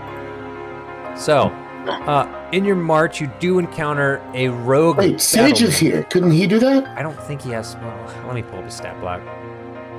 I don't think he has Any character? counterspell, but I'll verify. I have a character sheet. He's been lying to us this whole time. He is a cleric, He so I'm actually pretty sure- doesn't know how to cast. No, not Sage. Not Sage. The other wizard. I'm Osnek? sorry, he's a sorcerer. Steward? Yeah. Oh, you want him to be here? Or I was going to leave Oh, him. he's not here? No, I was going to leave him in Okay. camp. I was maybe going to bring Yeah. Osnek. You want Osnek here, at least for the walk up? Yeah, okay, we can have us You next. you have Osnek. In which case, Osnek can burn his third level spell slot so that Baby can He's got keep. plenty. He's got Yeah. plenty. And he can recharge it on a short rest. Huh? He's a wizard. I guess is that true? He's a wizard. Is that how it works? He's a You recharge yes. spells on a short rest? Not a lot, but he can get like 2 or okay. I was 3. gonna say, yeah. All right, very well. So a right. 3rd level spell is fine. All right, then keep your spell slot, sorcerer. Fart baby. smell could be there. Fart smell could Right. be there. He probably is. He He's could with be- Zara. Although Sure, the he other could be Zara casting guys. counter spell for all I know. Yes. Anyways. I don't think he is 3rd levels. I was trying to unconscious, back behind the scenes level him up. My bad. Yeah. So, let's see if the CQC division can pursue and chase down the battle mage. They unfortunately are unable to. The battle mage escapes. How far away was the battle mage, by the way? Like 120 feet, about as far away as possible, hiding in a bush. Oh, like as far as he could. As to far as throw he that. could to Okay. cast fireball, basically. Yeah. So you wouldn't be surprised if there's further resistance. There are eyes on you, and the sky is clear, but with the dragon looming overhead, people are very, very afraid to. People are very, very afraid to confront you. Very interestingly, the road begins to patter with the sound of horse hooves. Shock cavalry appears over the horizon. These are Lancer cavalry that are going to attempt to ream you. Hey, quick question: is there Yes. one horse in front of the others? They're generally in like a V formation. As you can see them get closer, there's good distance between the rows of them, but... Can I ask what would happen if one horse got like shoved sideways while they were running? Yeah, bad things would happen. Can the horse make a strength saving throw? How far away do you have to be for this to work? How far are they from me? I mean, they're a few hundred feet at this point. Okay, well, I'll wait for... You're gonna wait, okay. Alright, men ready up. The riflemen line up. Oh, wait, no. Wait, is that few hundred? Shoot, no. It's okay. Okay, well, the riflemen are going to line up. CQC is going to fall back. Spearmen are going to take the front. Behind them, the riflemen form up. Riflemen start taking their shots. A few horses go down. How close do they need to be for you to do what you need to do? For my telekinetic, they would need to be too close. But I don't mind Eldritch blasting a horse in the foot. Okay, you can reasonably do that. Anybody else want to contribute to this equation of dealing with the shock cavalry? I'm known for my prowess in dealing with this, so Yeah. I shall. Don't worry, everybody. I will intervene. What you gonna do, Grouger? I will throw A boomerang? my boomerang. Well, a 13... Well, okay, will a 13 hit? No. 26 will. Okay. 26 will. Roger's throwing a boomerang and it misses. Incredible. I'm Can I aiming make at the them horses. scared? Can I intimidate them? I'm aiming with the intention of Entirely like potential. throwing it off balance, aiming for a leg. As they get closer, Marilia swoops down and picks several of the men up off of their horses and deposits them in a ditch on the road nearby. Doesn't even kill him. No. Are there any bodies of water nearby? No, unfortunately. Well, if you think about it, we're all bodies of water. That's true. Oh, Do your don't do thing. that idea. Bloodbending! Bloodbending! I was thinking the same thing. I guess my question is, well, not question. I think I would have told the oh my gosh, some of the spellcasters to really focus on using like their cantrips. Yep. For the most part. Yep. So if they were able to do anything as well, that's what we would be doing. Yeah, Ray of Frost slow them down. Okay, I want everybody to roll a roll a D20 war check. Come on in. Do I have my proficiency to the war check? Yeah, Oh, because well, that guy's neck was exposed. a 2, a 3. Okay, you got 2. Wow, I got that's 3. this is You've got incredible. 4. Rolled an 18. He's the greatest to ever do it. The war guy is good at war. Who D20 war knew? check. The war guy's good at war. Oh wait, is the war guy good at war? The war guy is good at war. King, are you gonna cast any spells or do any shenanigans? I would like to intimidate them. I know you want to intimidate them, so why don't you go ahead and roll intimidation? That'll be real quick. Okay, yeah, that worked pretty well. That worked pretty well. All right, you I shoot fire out from my exactly mouth what I was figuring up you into would do. the air, and I say, "Fight us if you wish to meet your maker. Leave if you wish to see your spouse." do you have thaumaturgy? No, Okay. I was just curious. All I good. just yell that really loud. Yeah, he's It's just like, he's just hold on, really hold on. loud. I got Okay. this. Between all of the various things that's happened between Malachi, well, I think he was going to intervene. I don't even know if he ended up having to. The riflemen take down a line of them. The spearmen are ready. Not a single horse makes it to the front of the line between Maurilius and Kingi showing up. This shock cavalry is not going to be able to do anything. They rout extremely quickly after losing 20% of their men in the span of 20 seconds. And they're gone. No morale. And they hightail it straight back to Lucine. Men flee from the battlefield. They do. What They a do shameful flee from the display. battlefield. Okay, I have returned. Welcome back. After that, there isn't a whole lot. Grudger, you notice on the road strange patterns, and you fear that a trap lies ahead. Yo, there's a trap bed potentially. Okay. Quick question: is Yes. there a way, like, does it look like there's any civilians who are just watching? No. Okay. You're on farm roads right now, making your way through Okay. House Taylor, which Okay. is against you, but basically they've sent a few guys at you, and nobody else is going to touch you. You have a dragon flying with you. Nobody's touching you. But Unless there from are the markings inside. on the road. Well, I am still going to use like a minor illusion if anybody has a thaumaturgy, that kind of stuff, and say it is not too late to join the resistance. Xerxes' reign must stop, must Bold. end. Bold. I mean, at this point, we're clearly visible. What's to hurt? Yeah. All right, so what are you going to do about these markings in the road ahead of you? They're subtle, but Grouger picked them up. Pee on them. Yeah, So send him Roger forward to pointing them people. out. Do they look magic? Now roll Arcana, please. I got a 2. No, just kind of Okay. looks like somebody scribbled in the I will. dirt. You don't know. I will do an Arcana check. I haven't rolled above a 5. That's crazy. That's huge. You can borrow my dice. I rolled a 4, so 14. Incredible. Hey, can we get advantage for some of these because the whole group? Yeah. And all the wizards going, what the heck? Yeah, one- somebody one- must know, go ahead. surely. Oh, ahead I and can roll a reroll. fart swallow, of course. 15. Incredible. Oh, FS. You Oh, got I and got yet 7. again, FS is the 70. one. FS is the one to do it. Everybody's going, oh, what is that? What is this? And FS is just like, that's a glyph of warding. No, I think it's that we're all slightly distracted. Like, Right. yeah, I know what that is. Right, Yeah, right. I know what that is, Right. but I'm not really paying attention. Right. They get really caught up in a very deep conversation about the actual, like, how it's written, but not what is actually written. Yeah.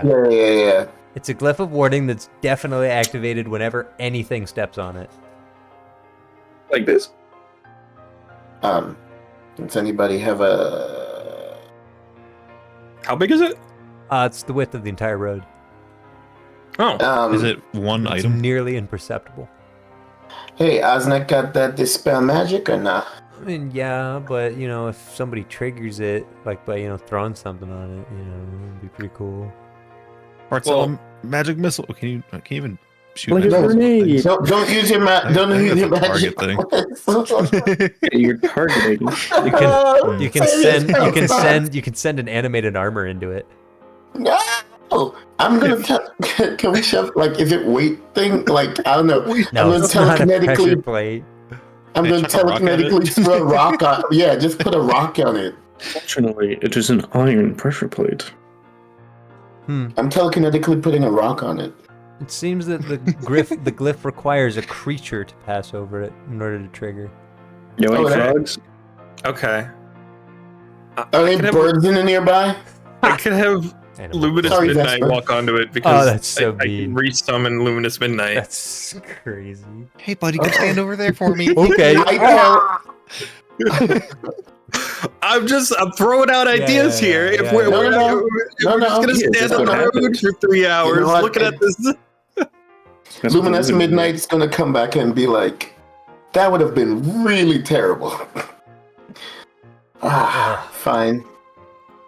I mean, does anyone else have any other ideas? No. I like the Luminous Midnight. Already sent your horse to die. Yeah, he's... Alright, I sent my horse to march off to death. Okay, well, Luminous Midnight blows up in a ball of fire, followed by static lightning, and the glyph dissipates. Yeah, messages everywhere. He has 19 health. How much damage did it do? I don't make me roll. He's dead. Your horse exploded. All right, well, I run faster than him, unfortunately. You know, technically, you know what? No, I am going to roll. We're horrible. No, never mind. Creature. No, I'm not. It's way too high. No, I'm not rolling. Forget it. No, it's wasting my time. All right. If you roll a 1 on every die. Yeah, literally. That would pretty much be what I would have to do. But that's what's beautiful. Okay.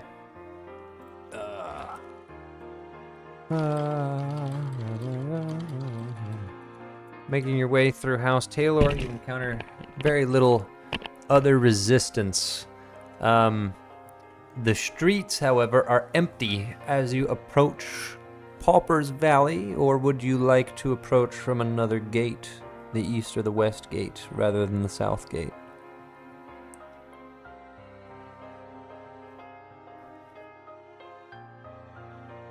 The gate to the south. You guys have a preference? You guys care? Which one looks safest? I mean, none of them are safe, per se. The south gate has you funneled in a valley, which is not ideal.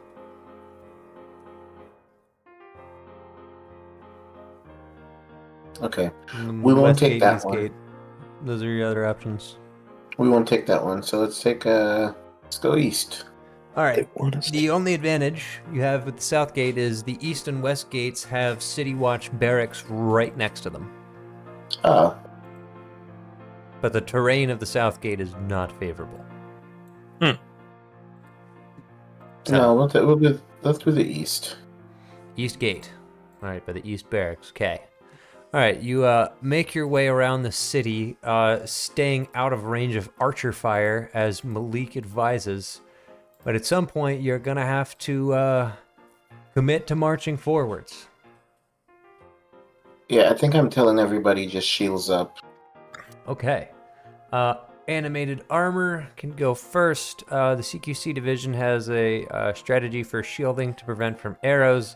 The longbowmen and riflemen are going to need to chill back. At this point, you are able to meet up with some of the scouts from Königskrieg and Korosker, who are actually dealing with House Reinhardt as we speak. In other words, the former de Lumiere residence. And they assure you that they're going to try to leave as much of the building intact as possible, but that on the road they encountered heavy resistance from some of Reinhardt's men. The general, however, is nowhere in sight. Huh. Also joining you are 150 men-at-arms from Zara and 200 men-at-arms from Roshan, who also made their way through the territory without encountering too much trouble, but they basically passed through the barricaded roads created by Korosker and Königsgrieg, who are effectively sieging House Lumiere currently. That can be established as a base of operations should this siege stretch out to multiple days, as it is relatively close to the city and is fairly defensible. If the general is there, it would also be a great first target, so they've actually decided that with your say-so, they will siege House Lumiere while you attempt to crack into Lucine proper. Okay. All right, in which case, that is what they will do. Zara and Roshan can join you or can aid there. But what that leaves you with is 2 siege towers that they can lend to you, a ram, and a few trebuchets with logistics men who make their way outside of the city as you gather before beginning your assault.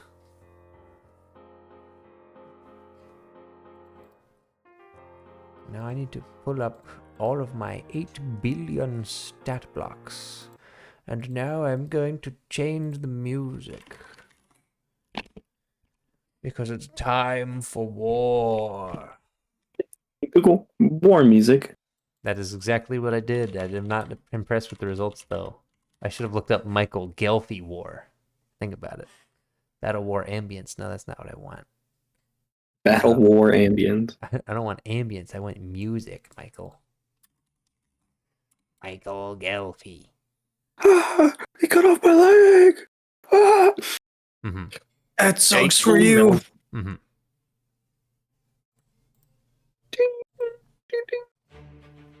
Who is Michael Gelfie? I don't know. He's a guy. Just some guy. He's a cryptid. Probably. What if we would shout him out and he's like a neo-Nazi or something, like this whole time? Would any of us know? Hey, Not you at gotta all. separate the art from the artist. Yeah, uh-huh. When do we get to go to Hyperborea? Lucine next is mission. Hyperborea. Oh, you missed that session, man. Yeah. Oh. Yep. All right, what is the range on this spell? Yeah, 150 we feet? did all Yeah, the okay, you guys are out of railroad. range. All right. Cool. What? Cool. Make an arcane check. All right, you have gathered your forces. You have with you 5 trebuchets, a ram, and 2 siege towers, several riflemen, a few from Coruscant, but most of them were held up at Zara, and they won't be as useful in the siege. You have a good quantity of longbowmen, some from Coruscant, who have split off from the siege at House Lumiere. You have your animated armors and your helmed horrors. You have to get through the gate at some point, and that means you're gonna take volleys of arrows. So something's gotta happen, but the gate's gotta open. Who has the arrow catching shield? That would be Oh, Lauren. Just 8,000 arrows. 8,000 arrows Like, straight to the shield. An entire cloud of arrows. And can I also ask?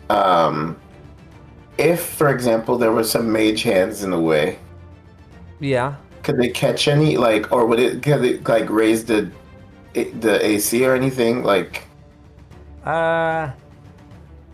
Meh. I feel like this wouldn't be very effective, even if you had a lot No, of it them. would be better if you had mage hand and some kind of armor plating, even if it was like wood, scrap wood, that you could like put up to stop some of the volleys with mage hand. But yeah,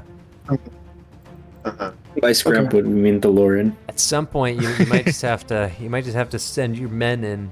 100 mage hands. I mean, lift to him into some the extent, sky. to some extent, Maurelius is on standby, and you could just send him in, have him destroy the gate, and then go from there. So the arrows are coming from on top of the gate? The arrows, The walls? the whole wall, is lined with a few arrowmen. The walls are thin. They're not like really big. They're not like really meant to be walked on. But it looks like they have jigged some wooden supports, somewhat temporary structures to help this out here. And they also have small towers at the gate. The issue is you're already looking at the line, and it's a little sparse from the City Watch and from what looks like to be the Lucine military who have been deployed to the city, these bowmen. If you get too close, they will shoot you, but they're literally staring down a silver dragon, and some of them are already walking off the line. I'm not getting paid enough for this. Yeah, I mean, that is kind of the situation. To some extent, the longer you sit here, the lower the morale of the men on the wall gets. Did you see that? They just blew up a horse for no reason. no. Is Maurelius? I think Maurelius should just blow up the. Maurelius should just bodies clear a of path water for you. nearby? Bodies of water. Oh no, there might be a body of water nearby. Like I said, we're all bodies of water, so you can Like use a us. plot convenient moat or something. You know? No, I'm A moat for real. There's actually, it's funny. There are no moats here. I mean, there's actually a moat, but there's no water in it after the promenade. It's just a It's a natural pre-moat platform. invention. Does the city have a sewer Idiot. system? That's a fantastic question I've never considered. I believe it does. Well, I weaponize it. I can give you this much, Thaloran. The sky begins to cloud and it starts to drizzle. I can't do anything with that. Whoa, little baby doesn't like that it's rainy. It's a rain water god. It's not Give good enough for him. He wants a bunch give of a water. gift to your players. And Gallons goes, of water. Wow, it wasn't a freaking Lego set, so I kind of don't care. His trident has a riptide and it's raining, but he doesn't care. It's not good enough for him. He doesn't have a elytra. Yeah. Okay. Well, That was a Minecraft. away thing. Marilius goes. That was just a spell. You could just cast. Let me actually pull up the stat block here. Nah, Riptide is a enchantment for tridents. I play the more Yeah, adult game. he has I an don't know if you've AC ever of heard of it. Roblox. 22, and he has a lot of. Oh, you hit played Pressure? points. Grove Garden was my favorite. Okay, so let's see. I played Goro Garden indoors. This is really gonna be something. So in order to hit, they have to roll what? So they need to roll. Oh jeez. Yeah, they're really not gonna be able to do anything, are they? No, so that's a good roll. Freaking dragon! That's pretty much what is actively happening. So 25% of these are going to hit. And so 25% of 50 on the line, we're actually going to be able to hold. We're going to say 100 times 0.25 times 3.5. The crowd. 2. Stop at nothing. Think about you. Our lives will be destroyed. It's a freaking dragon. Oh, I'm so glad that I just spent all the time entering the formula and then the calculator is just broken and doesn't tell me the result. That's so cool. It's so great. It's a feature. There we go. All right. He's going to take a lot of damage from this because there are a lot of men on the line, but it's going to be effective. Marilius charges forward, and the volley of arrows unleashes. But very quickly, he demolishes the gate, threatens the men to get off the wall, and destroys the City Watch barracks pretty much in a manner of 30 seconds before pulling back. A rogue fireball approaches him, but he quickly flaps his wings back to avoid it and also lets out ice breath to neutralize it. And before too long, he is backpedaled out of the way. The barriers are destroyed, and the gate lies open to you. This, however, was a costly maneuver, as Marilius, unsupported and attacked with a volley of arrows, did sustain heavy injuries, and he is bleeding rather profusely, as more than 20 arrows have pierced his hull, his side. I will cast heal on him. That would be cool. Is that 70 it hit would have been points? different if I was there. Heal is just 70 hit points, right? I think. It says 70, but for some reason in my spell list it says 78. Okay, that's interesting. You might Sure, have that's hold on. miscellaneous bonuses. Hold on. I was also saying, how big is Marilius? Freaking huge. He's Why is nobody on this dragon? gargantuan. You want people there's to no ride the sea See what dragon? people on him? No, he's That's not. demeaning. No, that's not gonna fly, bro.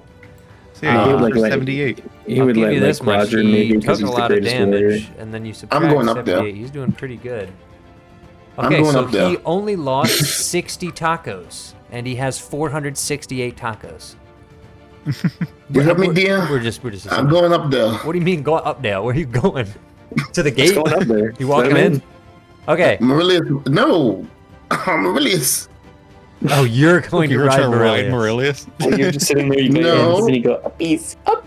A piece. You can fly up to the walls. Maria's like, "Oh, get away. So what Stop. exactly are you doing, please? Yeah, I'm going up. Aurelius. Okay. I guess he'll. So what are you doing? Repeats the same statement. Roll persuasion.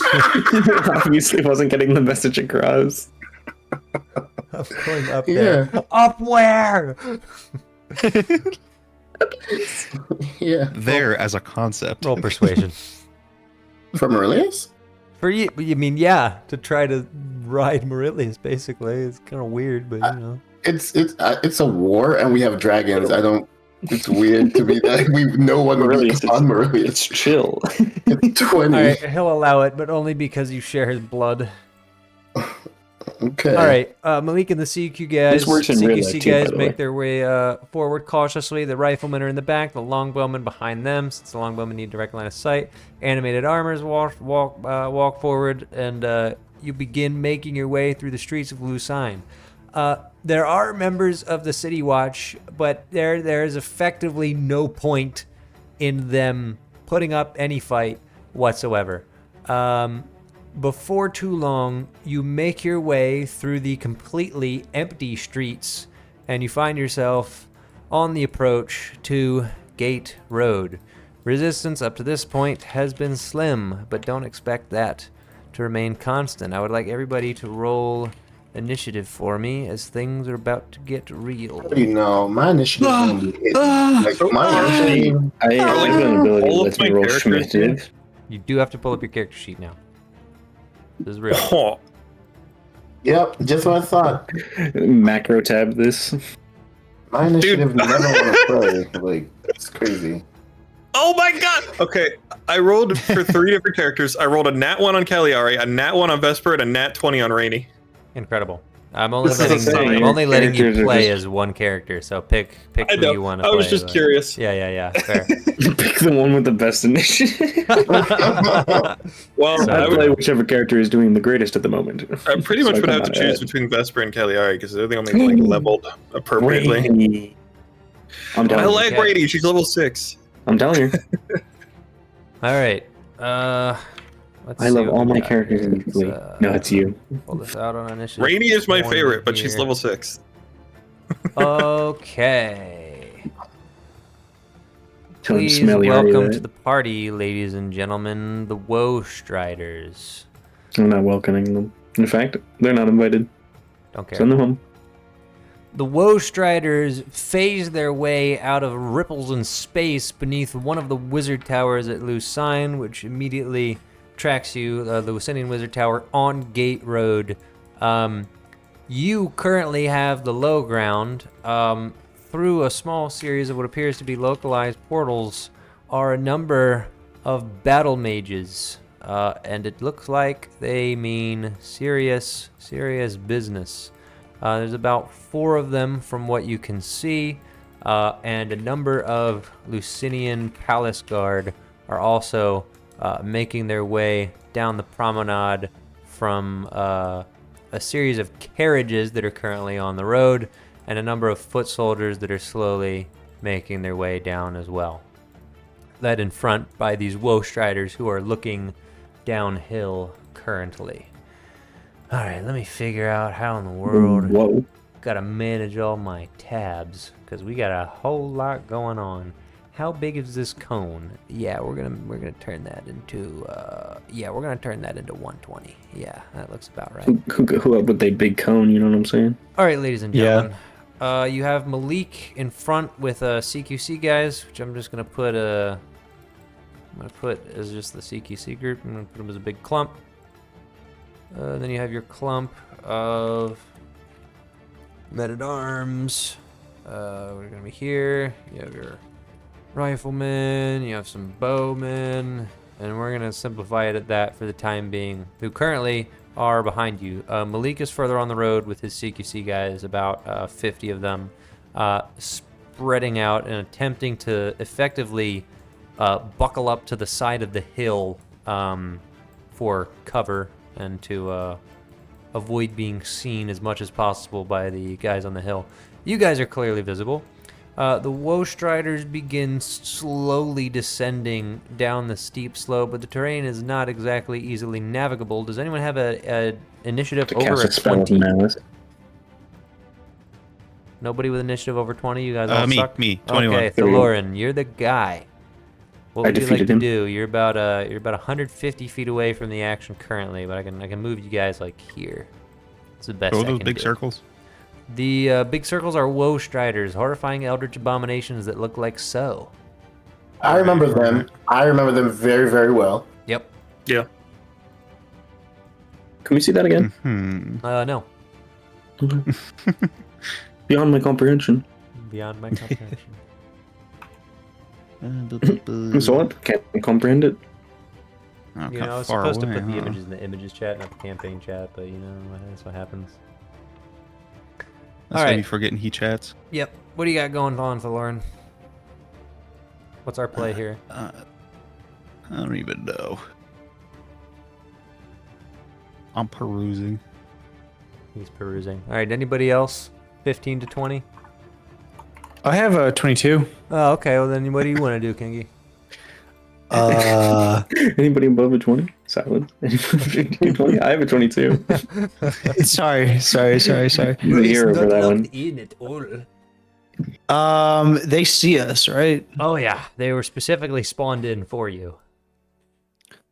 Stop. Hold on. I'm thinking right now. Yeah. I'm gonna cast Beacon of Hope. Everyone within 30 feet gets Beacon of Hope. You understand how devastatingly good that is, right? Like, your riflemen could just straight up start taking pot shots now. Cast it. Well, right. what are these guys considered? Aberrations, celestials, elementals, fays, fiends, and undead? Great question. I'm pretty sure they're aberrations because they're monstrosities. Okay, I'm gonna cast protection from good and evil on the first level on myself. Can I do that? I'm pretty sure, yeah. Okay. Anyway. All right. Squishy little rogues. That's just a little guy with 47 hit points. Ooh, they only have. Okay, West. Also, I'm like at full health too, right? Because like I'm looking at. Okay, Yeah, no, cool. You're fully kitted. You're fresh. Click long rest and then confirm it. Yeah. Let's take a long rest. While you guys are figuring this out, the riflemen make their way up the hill and ready their rifles to fire. The bowmen attempt to as well, but the bowmen are behind the riflemen, and the men-at-arms are right behind you guys. So it's going to take them a little bit of time to form up.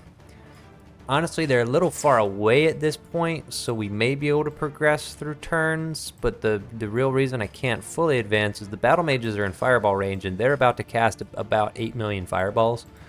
More specifically, like 4 fireballs.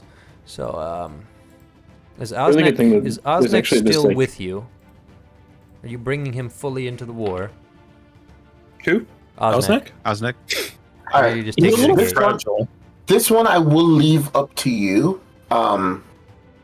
Simply because, I mean, Lucine is his home, right? that's a great question. Yes. Yeah. So I don't want to say, I don't know how patriotic, how, you know what I mean? Like, I think the answer is we would let him come if he wants to, but we're not if going he wants to, yes. I think he wants to come. So I'm gonna put him in here. Because you're about to get fireball hellstormed. Okay. Step 1. Trying to think. You cast protection against good and evil. Who's next in like 15 to 20, 10 to 15? We got Cagliari, Grouger, Malachi. What's Cagliari's 13. 13. I'm at a 9, I think. Okay, Grouger, what are you at? 12. Okay. Then let me resolve our CQC stuff. Fireball goes into the CQC guys. A bunch of them get scorched. A few of them go down. Malik rolls a nat 20 on a dexterity saving throw, which he has advantage on anyways, so that doesn't matter. So he takes no damage. Boom, he's gone. Built different? He is built different. Shieldmaster feat? Something like that. I gave him a bunch of crazy stuff. Okay, I got it. This is this. It's actually an issue. These guys have to be very carefully wrangled. One of the fireballs, as it's eagerly going over towards you is actually disrupted by the anti-magic field of the Woe Strider's vision, and so as it approaches you, while Osnek is preparing a counterspell, the fireball dissolves before you, and you feel like you can hear the battle mage swear an expert alert. Vesper was going to give the anti-magic amulet to Sable, but he is not here. Since Sable's like a corpse, he'll have passed it off probably to like Thorin. Okay. I don't know. It's probably you'll probably have it somewhere off right now. Yeah. But right. Yep. I'll just hand it off to you. 30-foot radius anti-magic. You can switch it on and off. First be upon me. All right, so let's see. Your rifleman will be hitting. I want it in play. Okay, you can give it to somebody else if you want it. Hey, you're sworn to carry our burdens, so. I think there's got to be a calculator for this. No. Advanced. Iterate. No. Does Beacon of Hope work with Preserve Life? I imagine it doesn't. What is Preserve Life? It's my channel divinity. I have a pool of 55 health, and I can choose any creatures within 30 feet to divide it between. Up to Why wouldn't that work? no more than half of their hit point maximum. Well, because Beacon of Hope makes it so that you get healed the maximum amount. Oh. I mean, you're blowing all your stuff at the same time. Yeah, I don't think that would, because you're choosing how much health to give them. Yeah. Okay. So if you're giving them 8 health, then they do get healed for the full 8 health. Like, that is technically. Yeah, but they would anyway. So. Yeah. Exactly. I'm just saying, you choose what you want it to be. I don't think that works like that. We don't care how it works. Wow, they're only gonna nail 2 hits on the Woe Strider, but it is gonna take some damage. Your rifleman takes some pot shots at one of the Woe Striders as bullets rip through it. Sorry, I missed stuff while I was doing math. What were you guys calculating? We were just talking about the interaction of a couple features. Okay. Malachi, Roger, you guys doing anything yet? Otherwise, I'll start progressing the motion of all of these things, going in a loose turn order. Oh, yeah, because, level 8. Number 8 initiative. You are within 120 feet of the Woe Striders, but anti-magic cone. They have the cone. Is it pointed towards us? I do need to visualize it. This guy's cone is over here and is being swayed, but this guy's cone is like on you. Almost. Has a range of 120 feet.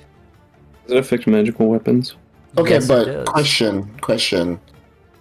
If I'm on Maurelius. Oh, you are on Maurelius, aren't you? If you want to be over here. Yeah, you bullied him until... Yeah, if you want to be over there, then I think you'd pretty much be out of the cone. Yeah. You just got on him, and he was like, "Well, I guess I'm not gonna throw this guy off." Yeah, that's pretty much what happened. I'm like, Uncle. Uncle Uppy. All right, so what are you doing? Nothing crazy. Just a few Eldritch Blasts, All right, what's your average damage on those? Because we're not trying to spend all day here. I'm just getting an idea. Oh, okay. So they're just 1d10s. Okay, so that's like 4.5. 9.5. Okay, just roll a hit. Okay. We'll still need to do that. But Okay. This first fight isn't one. Yeah, that'll hit. Anything that's higher than a 17. Yeah, so those both hits. That's gonna be like an average of 11 damage. 27. Looking good. Okay. Are these 3 Eldritch Blasts? Yes. Okay, I got it. So that's basically 15, 16 damage. I'm going to say 16 damage. So this Woe Strider is not bloodied yet. He's looking rough. Grodger, are you doing anything? You're 120, 130 feet away-ish from the action. I mean, I can always roll with disadvantage. This is true. I'm always kind of cool like that. I gotta wait for the plastic to dry. I mean, Crazy long boomerang throw. I'm going to throw my greatest weapon, the strongest weapon in the game, the boomerang. Mm-hmm. That was not a disadvantage. So I get a 9. Okay. So at least it comes back. It does and they're come scared. back. It does come back, and they are scared. Very true. Because they're like, what was that? It was like a boomerang. Like, who would be using a boomerang? And then I go, Yep. and it's got a whistle on it. That's huge. So it's scary. Like, next question. Yep. I'm gonna make the Woe Strider make a Wisdom saving throw. It fails, I think, because he ain't got no wisdom. Yeah. Marilius has successfully cast Chill, which is a variant of Hold Monster, on the Woe Strider, who is facing you. His vigilance goes down, his head goes down as he is frozen in places and his limbs tense up. Attacks against him will now have advantage, or in the case of the low ground disadvantage rules for the riflemen, their rolls are now going to be flat. That's all he's going to do.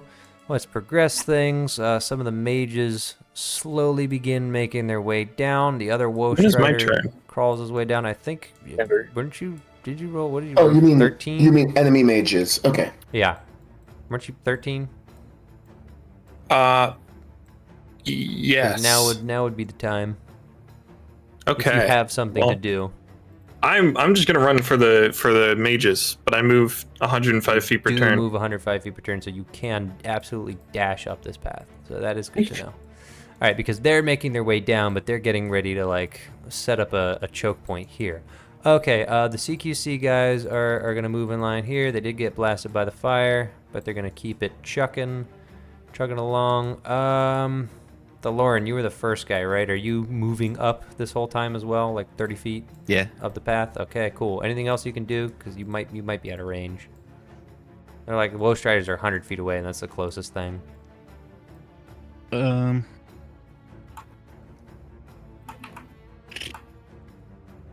I'll just keep my concentration up with the Beacon of Hope. Okay. Oh shoot! If you're by the rifleman, that'd be crazy. I don't think you are. If you're moving, you wouldn't be. Grouger, are you moving as well? I'm just going to assume everybody's making their way up the path as they begin the charge, with the exception of follow Cagliari. Malachi. Yeah. All right. And you'll never know. Is there anything you guys want to do? Because honestly, initiative isn't critical. Oh, so right not now. initiative? Then we're taking down the frozen one. I was doing initiative, but I really just care about you all doing something at the same time, and then I'm going to do them at the same time. Because otherwise, it's just too much. It's too much to keep track of, honestly. Okay. Wait, have we gotten any closer or no? Just slightly. Marilius can begin walking you uphill. It's going to take a bit. Oh, he's walking? I mean, yeah. He can't fly. He's a dragon and he's walking. There's the flight, anti-flight thing. Yeah, he'll just get slammed in the ground if he tries to fly. I guess I did forget to narrate. There's basically a barely visible golden dome around Lucine, the entire interior of which is affected by a number of magical effects. Oh, that's the only reason I said I was going on his back. That thing was flying. He was before you got into the city limits. Okay, no, that's fine. I'm already up here. You're here now. It'll be awkward. It'll be awkward if we were like, oh, sorry. The whole thing about uppies and now you want Are you Let me down. Are you Eldritch blasting the frozen guy with advantage? Yeah. All right, and that's probably gonna do solid. That's gonna be like 30 damage. I already know that. You have something for. So before Cagliari sprinted away. Yeah. Can I cast 14 weapon on your weapon? That's reasonable. Okay. 14 did miss. So here's the 29. Cagliari, you're just gonna run another 105 feet, right? Yeah, pretty much every turn. All right, so two 29s. They both hit, right? Yeah, they do. All right, so in a realm that would make sense, but this realm King doesn't. G, Grouger, you guys want to do anything while I'm moving I'm people around? following Cagliari. I don't think I can do anything. I can't reach. What's that red circle? I would like. That's the CQC guys with Malik. So instead of triple just move up. dashing, I would like to use one of mine to hide. Okay, that's reasonable. Never mind. Okay, he failed. I got a 1. Oh, okay, yeah. Well, and oh well. So I trip. My horn section falls out, and there's loud clamoring. A man can try. All right, Cagliari, your favorite spell is making its way towards you. It's a 2nd level magic missile. Okay. 12 force damage. Oh! Okay. That's it. That's all they can do. Barely within range because they're moving.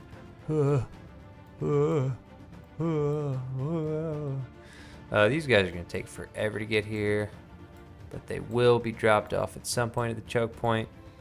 Other Woe Strider's slowly making his way down the hill.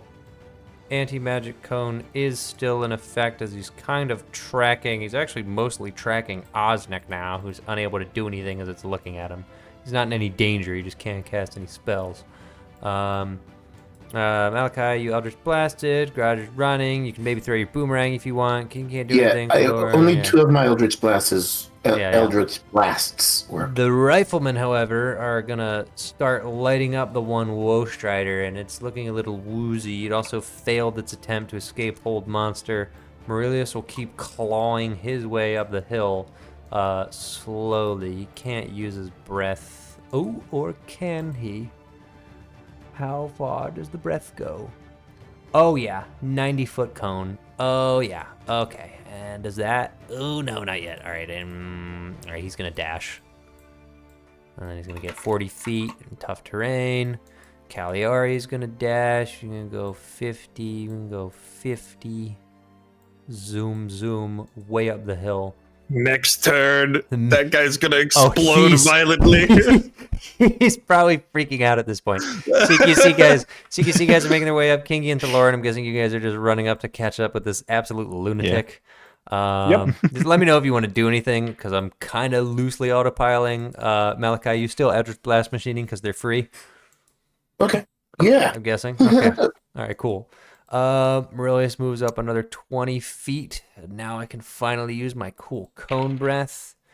And he rolled a natural 20 on the con save, so he succeeded, which is really annoying. All right, a 29 and a 27. Okay, and then one more. Land. All right, so he is officially bloodied. Well, he's still going to take 22. half damage. Okay, good to know. These battle mages are going to get lit up, and the passing carriage of Palace Guards. Is it half damage because of a specific type of magic, or? No, it's half damage because he succeeded the con save because he rolled a nat 20. Oh, I see. Okay. So gosh, that's the 5th nat 20 I've rolled on this die. It's a successful con save from a battle mage. The other battle mage is not successful. They might still die. Hey, can you only use that die for our NPCs? Yeah, nah. This music is broken. It's actually broken. Oh, RPG combat music, the Eldritch Creature. Well, this is an Eldritch Creature. Alright, anyways, time to roll 15d8. Yorm the Giant. Yorm the Giant. 15d8. Okay, so that's 73 damage, cold damage to anyone who failed to save. I'm fairly certain that insta-freezes and kills one of these battle mages. Oh my gosh, he lived! He's alive!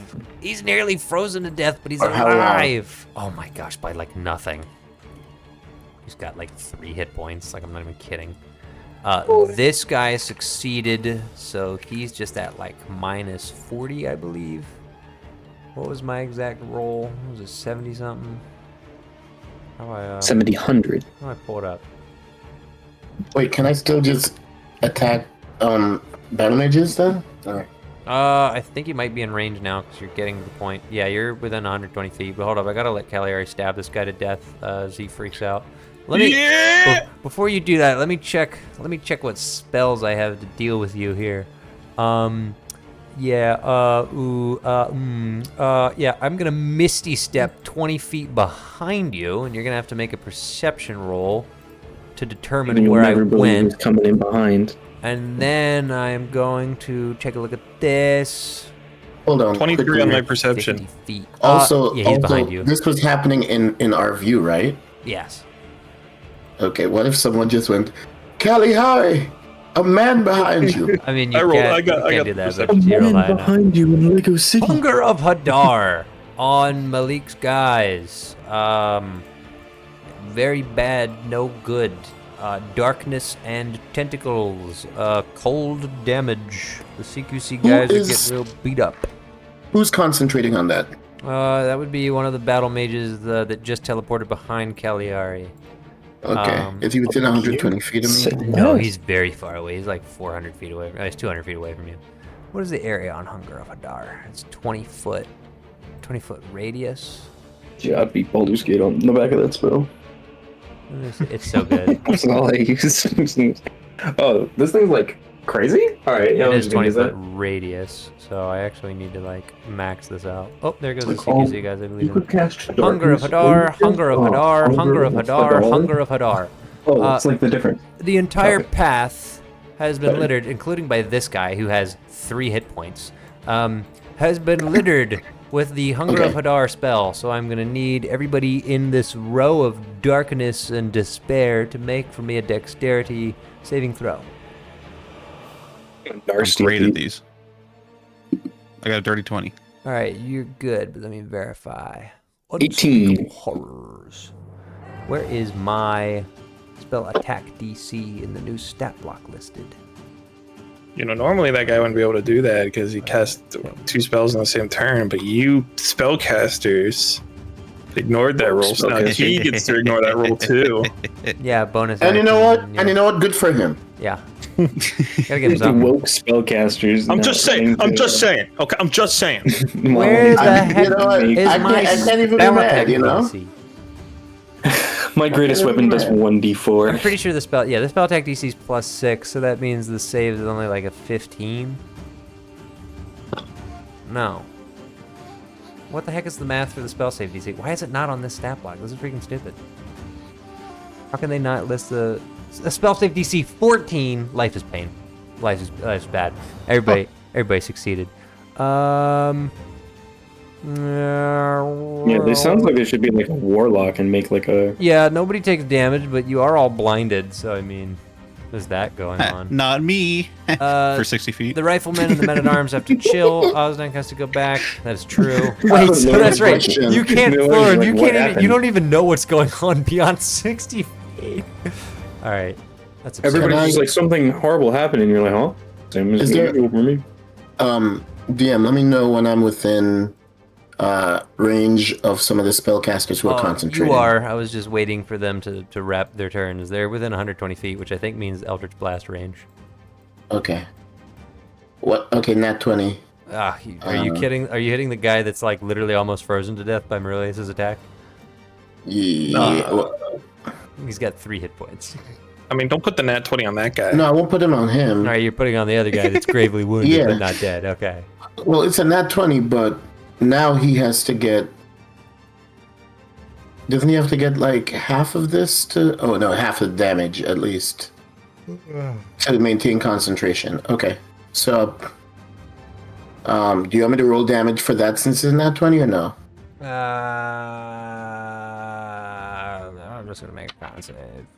I know vaguely what the damage is going to be. Dropped. Okay. One less. And then I'm going to do Spanish?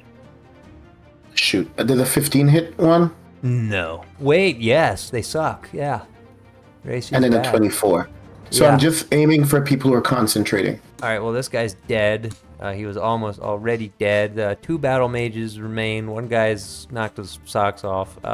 Did you hit him with 2 Eldritch Blasts? I was trying to aim for 3 people, and if more than one person was aiming for Eldritch, Hunger of Hadar's. Okay, the other guy would have hit, so he has to make a Constitution. He succeeds the concentration save, so this Hunger of Hadar stays up. You guys are gonna have to move 30 feet. Next seems just like, bro, You are gonna have to make another dexterity saving Before throw. I move, can I dispel magic though with Hunger of Hadar ahead of us? Oh yeah, you can do that, and then none of you guys have to make saves. There you go. All right, so only 1 Hunger of Hadar remains, and now I think Cagliari's probably gonna want to kill this guy. So, Yeah! when he goes, ah! Nat 20! Stack it up. Dude, this is gonna be so much damage. If you one-hit kill him, I'm gonna be very impressed. Her Yeah, weapon is okay. glowing with a holy aura right now. Yeah. Oh, and he she gave has me a the holy flame weapon. tongue rapier. So we're gonna get double that damage. So we're gonna get the double flame damage, and then because this guy's alone, I get double sneak attack damage, right? And then I could also. If you don't kill him in one hit, I'm gonna kind of be. The holy weapon damage is 2d8, so I'm just gonna roll Divine Smite for that, and then I'll also put a Divine Smite on that, so I'll roll that twice as well. Alright, I mean, kill him. They're like... very tanky. They're these are like the elite spellcasters. I need a calculator. More like elite spellcaster. No. You just need me. I can do it. That's 21. 14 plus 7 plus No. I got it. 8 Shush. Just let me do my work. All right. That's 21. That's 29. That's 35 plus 9 is 44. It's 50. 55. So it's 63 damage. All right. What if I told you he's not dead, but he's very, very bloodied and not? Okay. Not then I use my Insult the second image in my attack. chat. Okay, that's a 26 to hit. Does that hit? I'm assuming. Oh yes, yeah. He has an AC of 15. Okay. He has a lot of health and a lot of spells, but he ain't got no AC. Let's see. 12, 17. All right, you're close. Extra 2d8 rating. Okay, so I can do the holy weapon again, which All right, I well, will. that's good. Just concentration on you my part. needed one more hit point to kill him, and he's seared. He's gone. Yay! Fire, holy fire, and regular fire. He's gone in one round of combat. Boom. All right, then a 35 feet towards the next guy. Okay. There's only one more guy, but you have a problem in that you're now staring down the first legion of palace guards, who are quite effective, and a second legion of 6 of them is coming behind these Run away! battle mages. Also incoming is a fireball. Roll dexterity, please, from the wizard tower. Oh no, dexterity! I could never. 28. All right, you have the rogue thing where you ignore damage if you succeed the saving throw. I actually don't know. Hold on. Okay. Well, I might do, not be high enough you're level not for that high that. enough figure level. that out. But like in rogue. But like. Yeah. All right. Well, there's only. No, I don't think I do. I think I just take all of it, That means I have to roll. or take half of it rather. Are rogues anti-wizard? Discuss. All right, you take a 12 damage. Yay! All right, yuba CQC guys moving up. We're gonna speed things up a bit. Kaliar, you might be in the trenches for a bit while the boys round the horn. Okay.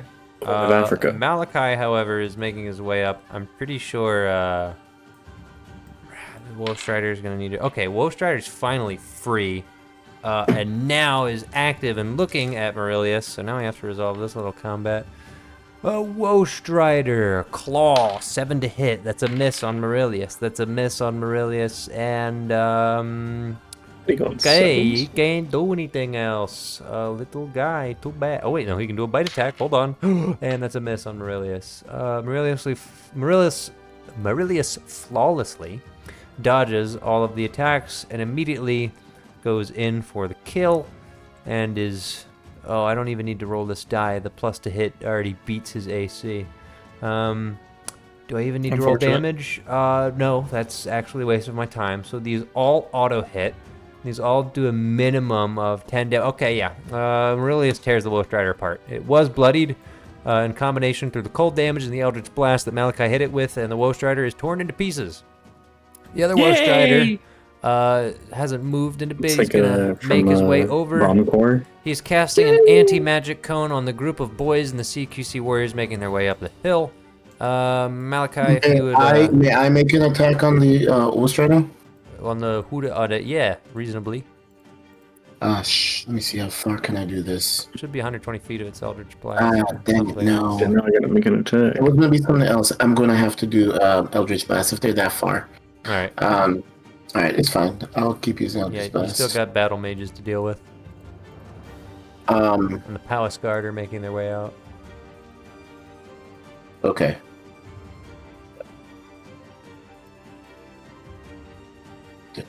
This, but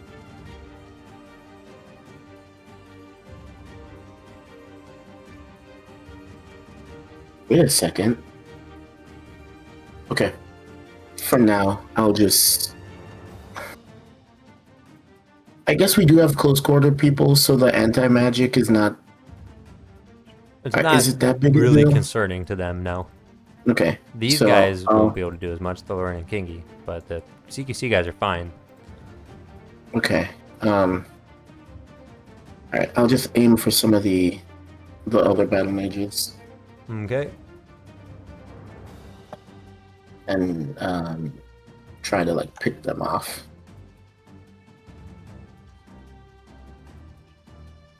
Okay, so Eldritch Blast 22. Yep. 24. Yep. 11. Nope. All right, so that's pretty much going to put this guy at almost being dead statistically. Roughly one more hit will kill him.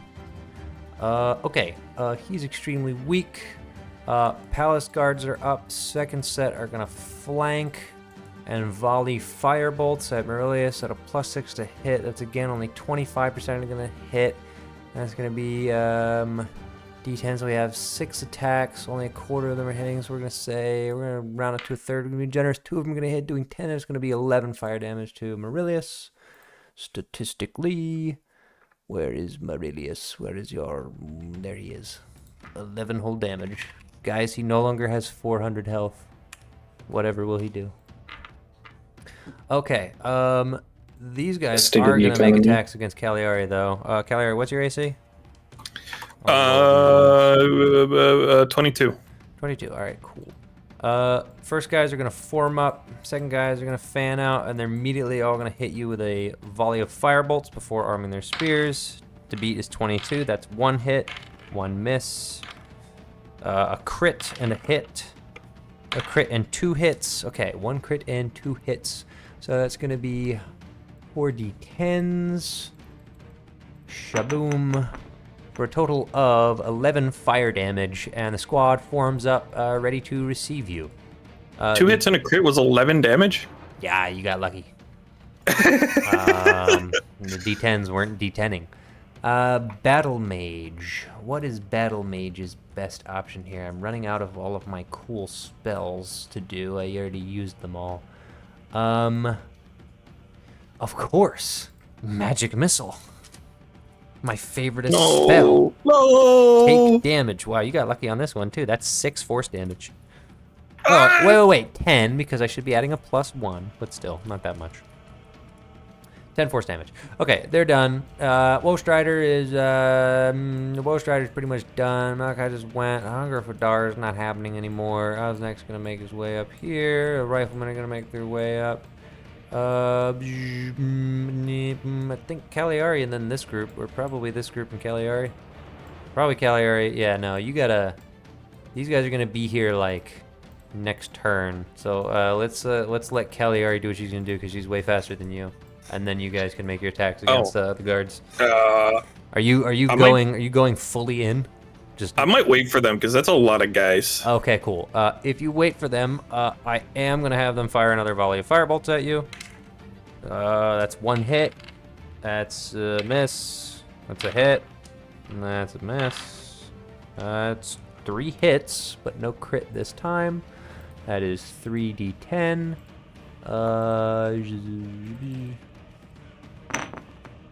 11 damage again. That's kind of funny.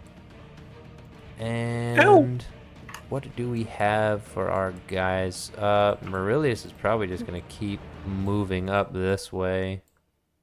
I think I can use one of my funny abilities. Yeah. No, because it's difficult terrain. No, so I gotta sprint. I could use a legendary action. I will use a legendary action to blow all these guys up with a cold gale, a cold wind. They'll have to make dex saving throws, which they're all statistically unlikely to succeed, but I'll roll for them just in case. Yeah, they literally all failed. Oh, no, guess who succeeded? The freaking battle mage. Everybody else failed. He's gonna live forever! There's gonna be 14 cold damage, and they're pushed straight away, slammed into the wall, which means they're also going to take more bludgeoning damage, every single one of them. That is hilarious. So that's actually 17 total damage. Where's my Palace Guard stat block? Okay, we're just going to put them at all minus 17 in my head. We're just going to do this because I know all their general health blocks. Okay, so that's modifier. Malachi. And then we'll do this. 20. I aimed 2 Eldritch Blast. I got 27. Well, I aimed 3. One missed. So then I got 27 and a 24. That will definitely kill the mage at the very least. That's an easy one. All right, Cagliari crew. Who has the highest? I think Thaloran, you technically have the highest initiative. So 45 feet away from you, you have a formation of spearmen. Do potion effects that are equivalent to spells get affected by anti-magic? No, I don't believe so. I'm going to give Cagliari a potion. Oh. Okay. I have a question. Yeah. If he was to use the anti-magic amulet on this anti-magic cone. Are you? I forget. Didn't you guys have 2 anti-magic amulets, or did you buff the one anti-magic amulet with the? Because there's 2 types of anti-magic in the lore now. There's the one that soaks up all of the magic, and then there's the one that repels all of the magic. Yeah, we did talk about that. I do not remember which one. I don't know which The one is you which. got from Santa Corn was the basic one, but I believed you may have made a temporary one in the archives.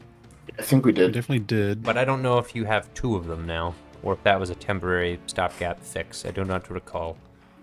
I can't remember. It's been years. It's literally been years.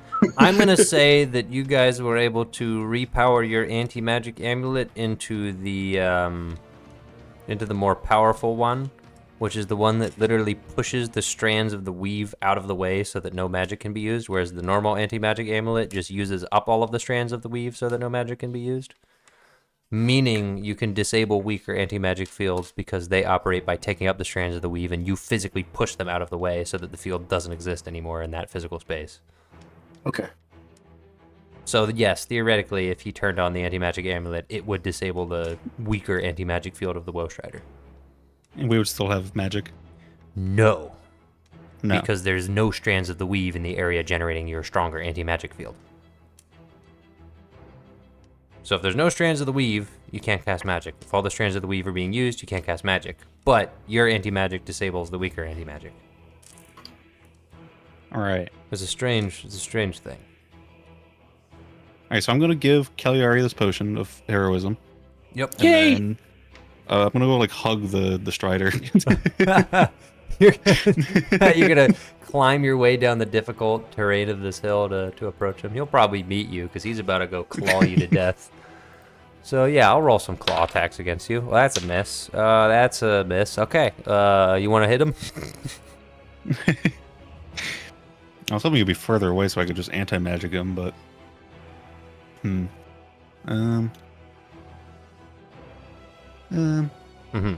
Yeah, well, I'll just poke at him, you know? Okay. In the meantime, Grudger, Kingy. That's a bad idea. I'm going to Sacred Flame him. Okay. I'm dex saving. I get rolled a 1. Yeah. Oh my god, Sacred Flame hit! I know, right? We've been done 14 before. radiant damage. Or whatever this is. Alright, Shadowheart, it's all up to you. God damn it. Yeah, radiant. How much radiant damage? 14. Okay, cool. Alright, Kingy, Grudger. Thinking about it. Hold on. Give me one second. Cast Boomerang? He casts Boomerang on one of the guards, I'm guessing? Yeah. Okay. Let's see Maybe if... closest. I'll attack the Woe Strider on my turn. Whenever that is. Probably now. I'm just having you all go as a group before I let them go again. Alright, that will hit the Palace Guard. Alright. Prepare for death. Okay, he's preparing. 7 damage. Okay, it's pretty alright. No sneak attack. And he's confused. He probably... Yeah, why would I be able to sneak attack him? Probably is. I don't know. Just verifying. Alright, Cagliari, well, Kingy figures out what he's doing. He's like... Flame Tongue Rapier, Woe Strider. 20 to hit. 20 Dirty 20. damage with sneak attack. Yep. What? Sneak attack. The Lauren's within 5 feet of you. Yeah. The Flame Tongue won't be on because it's anti-magicked. It's true. It is. So only sneak attack. 18 damage. 18 damage. What's 14 plus 18? Oh my And then gosh. 24 plus 32. You'll never I'll do believe another it. attack. 1 million. 12 to hit. Nope. Yeah, Grudge is right. I actually do 1 million damage. Too bad. Ignoring you. CQC You're ignoring Grudge? the CQC guys are just gonna push forward. Kinky, what are you doing?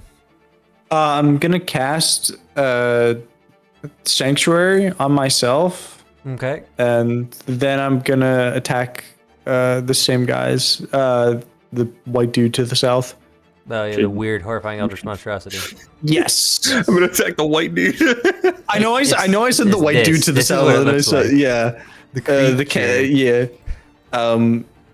Right, I can cast a spell and then I can attack. That's right. That's legal. I mean, I'll allow it just because we're doing really loose If you're casting initiative. Sanctuary, You should definitely finish what Sanctuary says, because it says when you attack them. the spell ends when you attack something else. Then no, I cast Sanctuary and I just kind of sit there.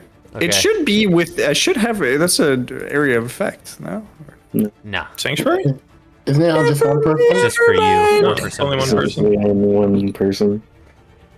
Or one target. That's fine. I'm sending the CQC into these guys. They're just gonna rip and tear them apart. Battle Mage man. You could cast and like run into that group of people and see what they do. Fireball comes from the Wizard Tower. Osnek counterspells it. No dice from that Wizard Tower. You guys are. I don't think you're in range of the second Wizard Tower yet. Welcome to the slot. A second Wizard Tower, is it? A second Wizard Tower. Okay. Malachi, is still Eldritch Blast Machine? George Carlton build a second Wizard Tower. Who looks like the tough people? Can I pick some out? These guys are all pretty much equally tough. You have a Battle Mage over here who's about to cast a spell into your friends, and he's 75 feet away. 75? Yes. Okay. Didn't Malachi get him with Eldritch Blast on the last turn? Not that one. Is that a different one? Because I thought I killed one. It is a different one. You did kill one of them. There's only one Battle Mage of the 4 that came down initially. Okay. I'm gonna do this. Does a 19 hit? Yep. AC is Okay, 15. so it is Ice Knife. Uh-huh. So do you want the average damage or? Yeah, I'm being lazy. Okay. So that'd be 5.5. Okay. But then you need to add my sorcerer level. Dex save as well, which he fails. Thank you for letting me roll. You recognize that rolling dice is half the fun of Rogue. I appreciate that. But yeah. It's also yeah. Well, I always have add a +9. He has a lot of little attacks, and you have one big attack made of many components. Yeah, add a +9 because of my sorcerer level. Yep. And then because he missed, he takes 2d6 cold damage. Yep. So that's what 3.5. So that's like 7. 22. So he's pretty much roughed up, but he's not dead. CQC guys are going to start eating through these for breakfast. Second division is going to do a morale check. Yeah, these guys are freaking leaving. They just got blasted into a wall and are freezing. And Marilius is staring them down, and they have nowhere to run. So they immediately just throw up their hands and surrender. The Wizard Tower, make a Wisdom saving throw for me, Malachi. So I can tell you now, it's probably not gonna fail. Okay. Oh, nat 20. So okay. Okay. All right. Some spellcaster from the tower, you sense them try to delve into your mind and psychically wound you with horrific visions, but you quickly and abruptly shut them out. Yeah, kind of give them what for psychically. Didn't allow that. You know, with a nat 20, I feel like it should bounce back on them, but that's okay. That's okay. That's okay. No, that's okay. It does. I'm not gonna let you do damage with it, but I'm gonna have him make a Wisdom saving throw. Yeah. Which he fails, and he is now frightened. Yeah. Job. He just realized he's not cut out for this line of work. And That's what a lot of people are realizing. All right. He's like, I just grow plants, man. Can we kill this? Can we kill this Woe Strider? That'd be really cool, I think. We can roll some dice, kill the Ghost Rider. Let me see if I hit anybody. Nope. All right, that's the Ghost Rider's turn. Remember when this was a pretty serious threat to you guys? I remember.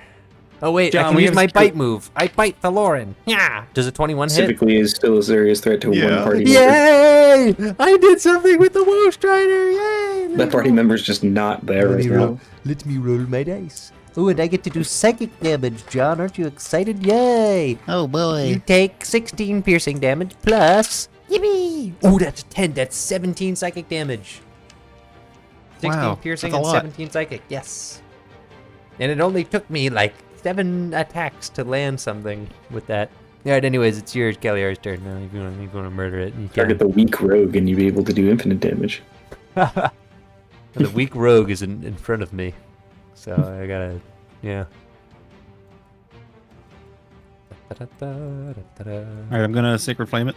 Yep. Dex save failed. Kelly, are you rolling? 20 radiant damage.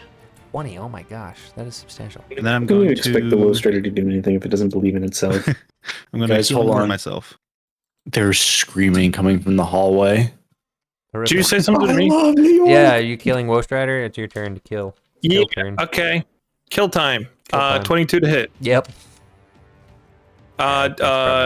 14 piercing plus 2d8 from holy weapon. And then that broke concentration. You don't have that anymore. Okay. Well, then plus 10 from sneak attack, so 24. Really undo that. 24 total damage. Yeah. All right. 6, 7, 6. Okay, this thing's basically dead, but somebody's gonna. Does a 15 hit? 15 does not hit. But I'll tell you what does hit: a bunch of riflemen shooting it to death with bullets. It goes down. A few bullets fly through the void in its head. Blood spurters out. Black, disgusting blood, and it tumbles down the hill with the Half-Life sound effect of things clipping. Yeah, they could do that before I lost concentration. Sorry, they're freaking moving. They're trying to keep up. Battle's It's war. It's war. All right. Marilius makes his way up to the last battle mage. Just grabs him and throws him off of the cliff. And he goes, "Wah!" Fortunately, you can't fly because he could have cast Fly and Live. No, he in fact cannot fly. So he's pretty much gone. The remaining guys are routing. There is more up the path that is yet to be revealed. Oh, you know what else we need here? Build a battle. Your animated armor. We should put them in the front, shouldn't we? Display. You have like a whole cluster of animated armor, and you know what? It's perfect. Because up the road, what does Malachi see but a massive cluster of animated armor making its way down the hill? They can't kill each other, they just walk up and kind of like just two balls. It's kind of like they move back a little bit, then they move forward a little bit, and then yep, yep. It's deemed that this is ineffective. All right, so a horde of animated armor is making its way down, and it is quite a serious horde. The CQC guys are a little freaked out. The riflemen, the bowmen actually dig in and start getting ready to take shots as they round the hill.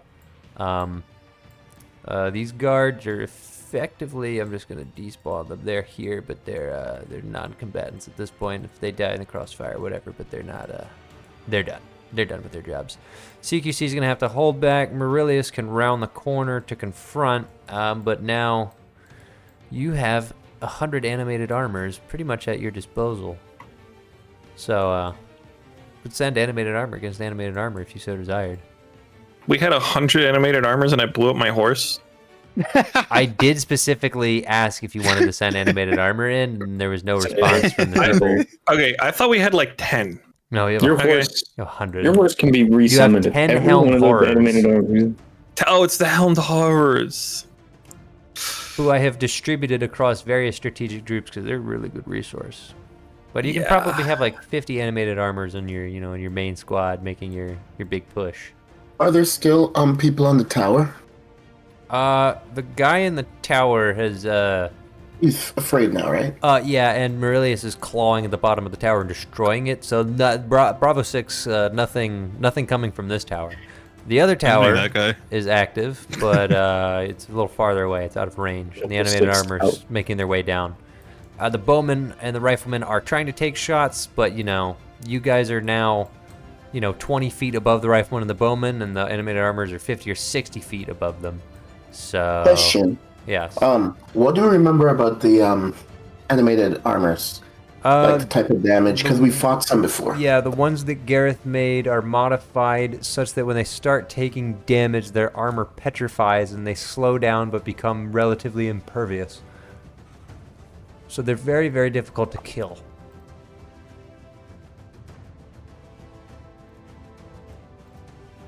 Let's find my stat block and see how this works again. Oh right, we did fight some in the asylum. Yes. There were some low-level guards. All right. What would you like to do?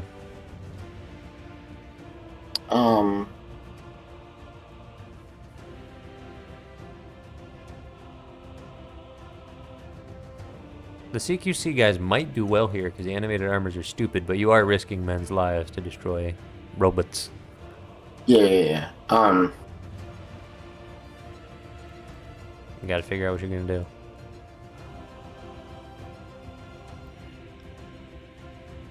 How many of them did you say there are? About 100. Jeez. It's a whole legion of them.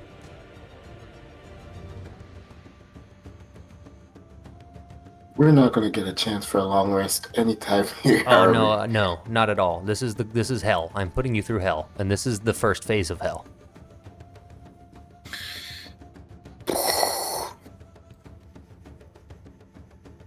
We got this. You haven't even gotten to the gate yet. Welcome to the gauntlet. Yeah, I know. We should have let our little guys fight this out while we hung out in the back, like eating pigeon, and then. Which is what I thought. In our officer's tent. I guess I would. I honestly don't want Marilius to keep doing so much. Mm-hmm. But for this group of 100, how much does his breath weapon do? It does a lot. So I mean, he can do a lot at a distance. Yeah. It's kind of what I was thinking. Until people get involved.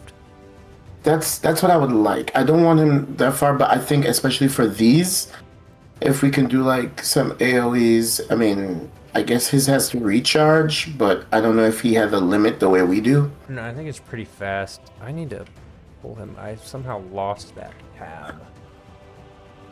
I also do have to dip. Alright, that's fine. It's no combat from this point, so. War! Or in the Outer Rim. In the Outer Rim. Oh yeah, I can cast level 7 Ice Storm. Let me just check that real quick. 40-foot cylinder, a dexterity saving throw, bludgeoning damage, and cold damage. So that dex save DC is going to be what? Oh my gosh. Where does it list spell save? I don't know why they don't list spell save DC explicitly on stat blocks. Or if they do, it's never consistently in the same place.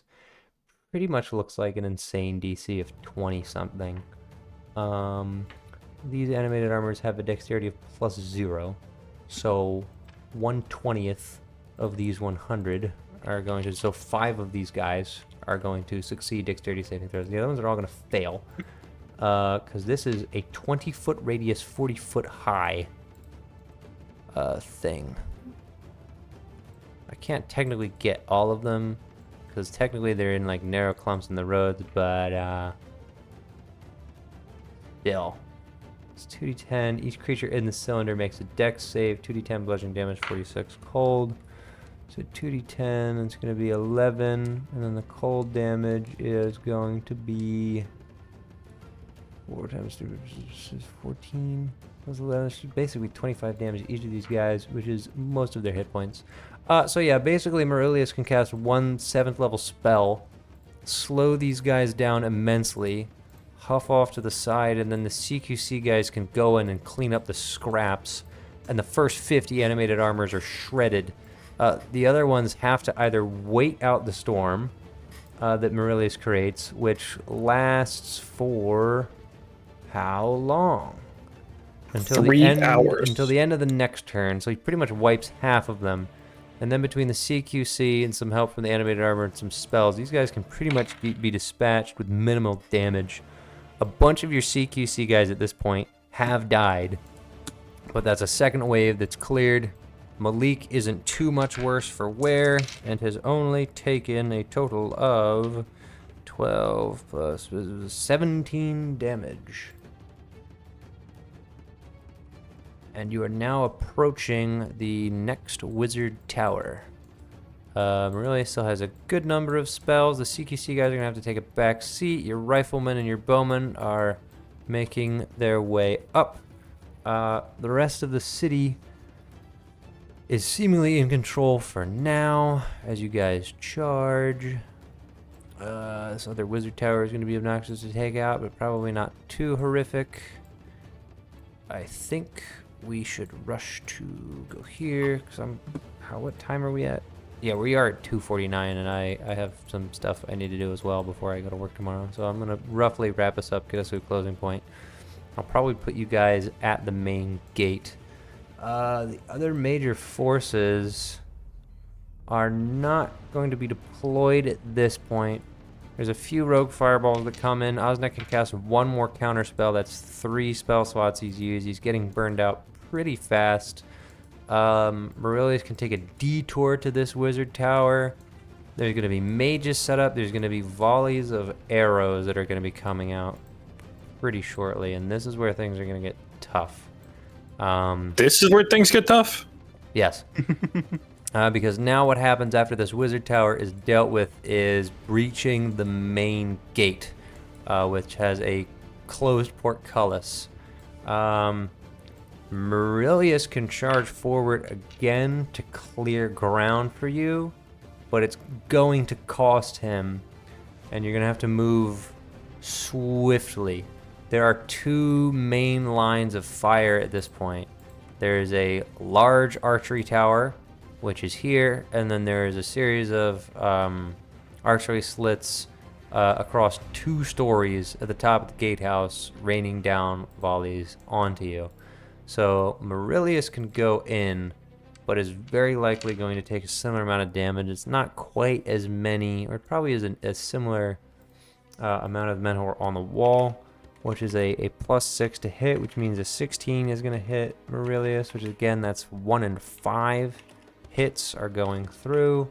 1-5 out of about 50 men, with the damage being about 3.5 plus 4 bludgeoning damage. It's about 75 damage to Marilius as a tower is cleared. Arrows are rained down. All right, this is where you guys kind of have to make decisions. Malachi, if he's actually riding Marilius, is also going to take probably some damage. I'm going to roll 3 and see if I hit him. Nope. Nope. Nope. Okay, well, Malachi miraculously doesn't get hit by a single arrow. So you can see guys move up. Men-at-Arms Miraculous, move that's skill. up. Boom, boom. Animated armor at this point are covering your flank. Lauren, do you still have Beacon of Hope up, or did that go bye-bye? I was gone a while ago. Okay, cool. Well, you make your way up the road with the wizard tower gone. For the first time, a rogue fireball makes its way strategically towards you guys. Why is every fireball rogue? Is it? It's class. Have I said that multiple times? Yeah. Every time there's a fireball. That's funny. The reason I'm saying it is it's hard to discern the direction they're coming from. Like, they just seem to spawn in, but it's clear. They have fighter, fireball. All right, everybody make a dexterity saving throw, please. If you're within 10 feet of me, you get +4. Druid fireball is kind of crazy. What was this, dexterity? Yep. Saving throw? Yep. Oh, that was almost a nat 1, but instead I got 30. Okay. Am I within 10 feet of Kaliori or whatever? Yeah. Yes, interesting. I got to 14. Okay. Anybody who's exceeded is going to take the full amount of this. Anybody who fails is going to take the full amount. Otherwise, half. If you failed, you take 35 fire damage. If you succeeded, you take 17. So hypothetically, who My failed? temporary hit points. No. You failed definitely. The DC. Well, actually, it's actually really bad. I think it's like only 14 or 15. What are we rolling for this? Spell Sorry, save is 14. It's a dexterity save. Got it, Dex 14. save. I got you. I rolled an 11. Yeah, 35 damage, 35 fire damage, which you might have Well, that resistance would've to. 11 plus 4. So I'm good. I think you got a 14, yeah. So you're yeah. That's good because We all passed. Yeah, I would have almost died. Their spell save sucks. It's really I funny. only have 47 health. The reason they're so good is you can inspect their corpses, and some of you may want to pick these up. They're casting their spells not of their own skill, but through these magic items very similar to what was used by the Executioner Knights. Oh wait, didn't I get magic items? Maybe. I got like an amulet, right? Maybe. I don't remember.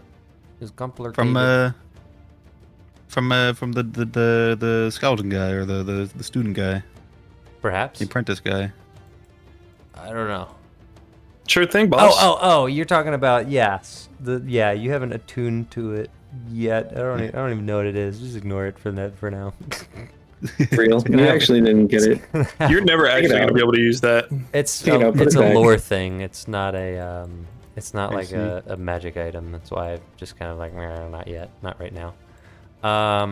Those amulets are what he uses to proxy with skeletons. So they're important, but they're not like a thing that you would just be able to use. Okay, this is where it's gonna get fun. Here's the deal. Y'all are gonna have to storm this gate, and Marilius is just too big to fit in it outright, and he's getting shot the hell up by archers. So Marilius tears the gate up, and then for the first time is going to shapeshift into a human, and make his way in and chill out for a little bit because he's not I'm still on his super back though. Well, if you were, he probably would be prompting you to get off because he's not going to be able to sustain this for much longer. Just piggybacking on a guy. Yeah. I mean, that would be kind of scary. I think that's pretty impressive. So Imagine first to the breach is the guy being it is piggybacked now with. time for the men-at-arms to push. Malik orders them forward. You have a few men that you recognize here. You also see Raven leading a number of your bowmen. You see Sergeant Thorn leading your riflemen, and then shortly behind them are Osnek, Cagliari, Groudrith, Lauren, and Kingi, followed by Animated Armor. Your men-at-arms start clearing the gatehouse as you and Marilius catch your breath, and the CQC members start covering all of the exits. Malik orders them, but the men-at-arms are risking their lives at this point to clear the gatehouse, which is full, and I mean full, of guys.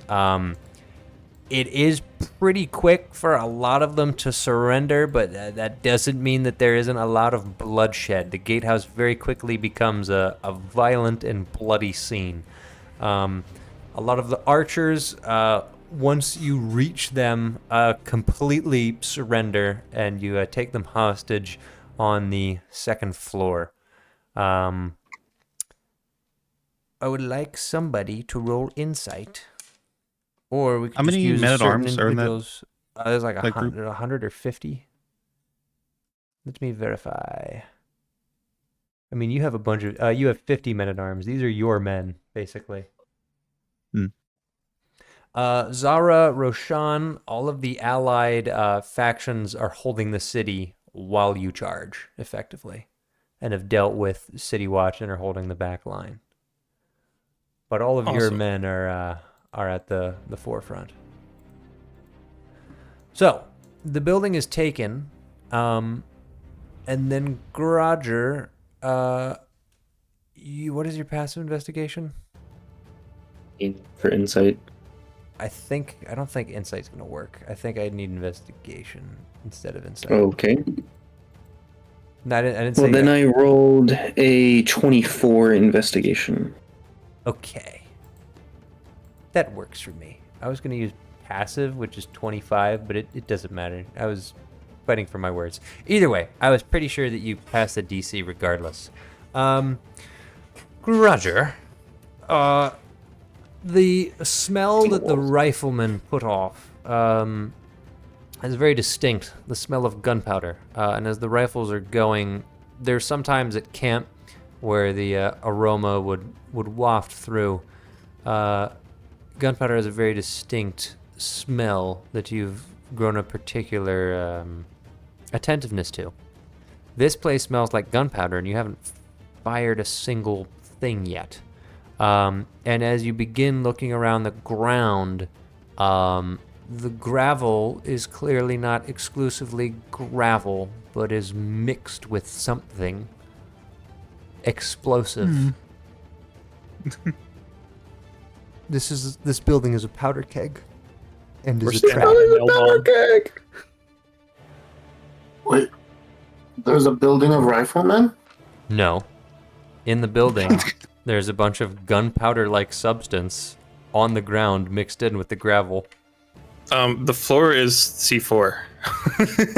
That's one way of describing it.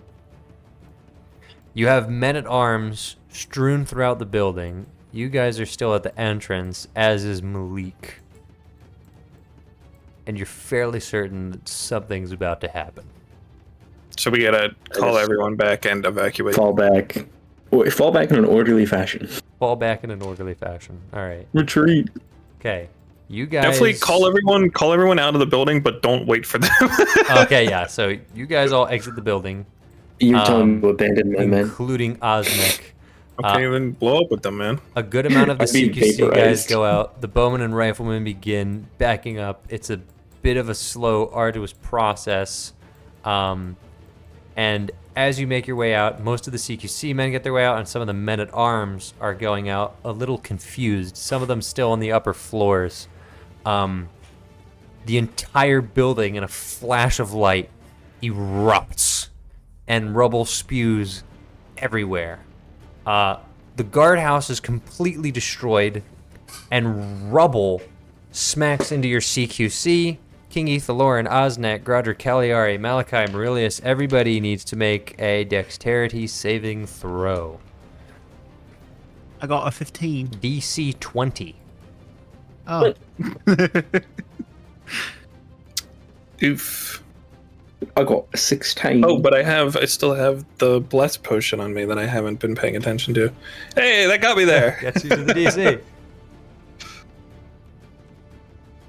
I take it all. Okay. We're gonna roll this. All right. As you are hit with rubble, those of you on the furthest edge take a total that would be. It's basically everybody. I'll keep it simple. 29 points of bludgeoning and piercing damage as you are impacted by rubble of the building completely blowing up into smithereens. That's halved for me? Yes, it is. If you succeeded the save, then it is halved. The guardhouse Does it round up or round is down? gone. It rounds down. I can literally never remember. It is my job to remember, and I can never remember. I got meets it beats it. That's a fun little thing to say, but I don't remember. Yeah, that's a good one. We know meets it beats it. Meets it, beats it, eats it. Meets it Meets it beats it. Most of your men-at-arms have died. Me too, beats you, eats you. What? Not the man. They were on their way out of the building when it blew up. Well, you know what they say. A bird can only fly 3 times. Well, I'm going to give myself all of my lay on hands right now. Yep. And I am going to kill all of the people that have died. That's how that works. Logged out I'm now. going to add now that all people the men are dying. die. People die when they're killed. So. I'm gonna die now too. All right, let's see who has died. Actually, I will save 10 points of my lay on hands just in case and give myself a cure wounds. Okay, Fane Whitlock, your Tabaxi trainer, has died. No, my Final Fantasy 14 character. Okay, what do we have here? All rough. All right, fellas, heading out. All right, Okay. good night. Wait, what? Really? Yeah. Huh. Oh, one of your shoot, I missed that. one of your guards, one of your dwarven guards that was in charge of your armory, who joined you as a man-at-arms, has died. Headley has died. No!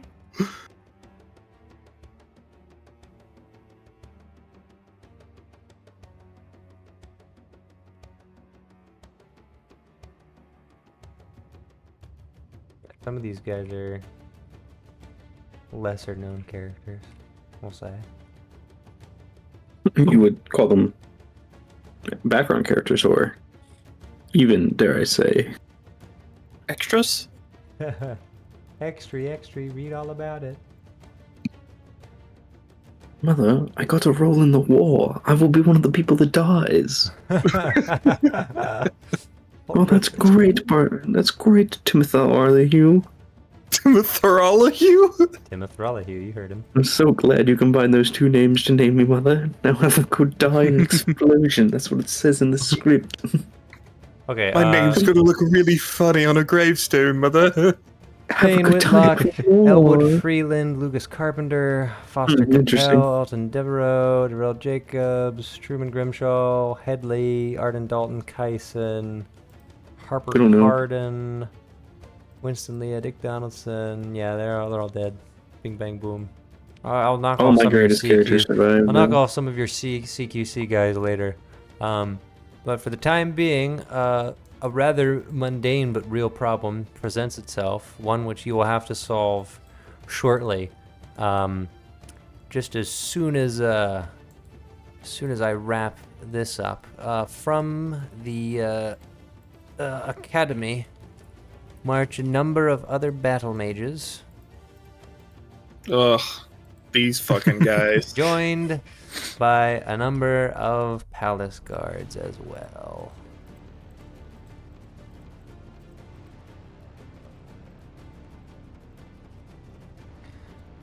Didn't they get the memo? Blanking.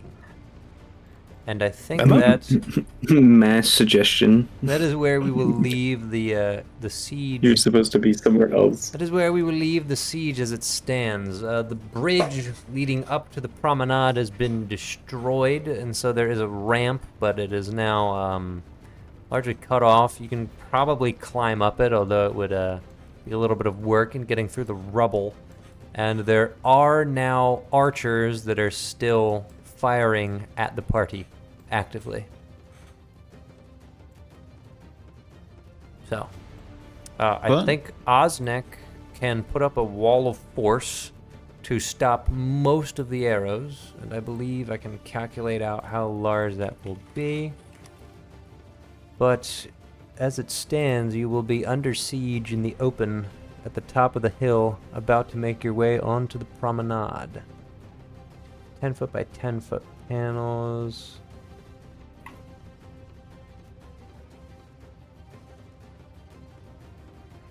Yeah, the wall appears in any orientation, a horizontal or vertical barrier, free floating resting on a surface. Flat surface made up of 10 foot by 10 foot panels. Yeah, that's exactly what I want. 10 foot by 10 foot panels, because basically that means I can do this. Roughly. A big wall of force to stop the volley of arrows from your current position, but you still have to figure out what you're going to do. Some of your animated armor may be exposed, but could protect your back line while your riflemen and your bowmen fire volleys from a preferable angle. But, technically I could resolve that right now, but I don't feel like it. I'm tired. It's like 9:49 p.m. We've been doing this for 3 hours. So, buckle up, because this is effectively part 1 of 4 of your gauntlet. You may have time for a short rest, but you got a lot of work to do in order to even get to that point. So, the siege of Lucine has begun, and we will pick this up next week. And then unfortunately, we're probably definitely very much not going to finish the game next week, which means we're going to get 2 more sessions, but I'm going to have to take a break for some point in August because I don't think I'm going to be here. So we'll see. Next week we should be on. The week after that, I don't think so. But yeah, that's what we got. Okay. Big. All right. Goodbye.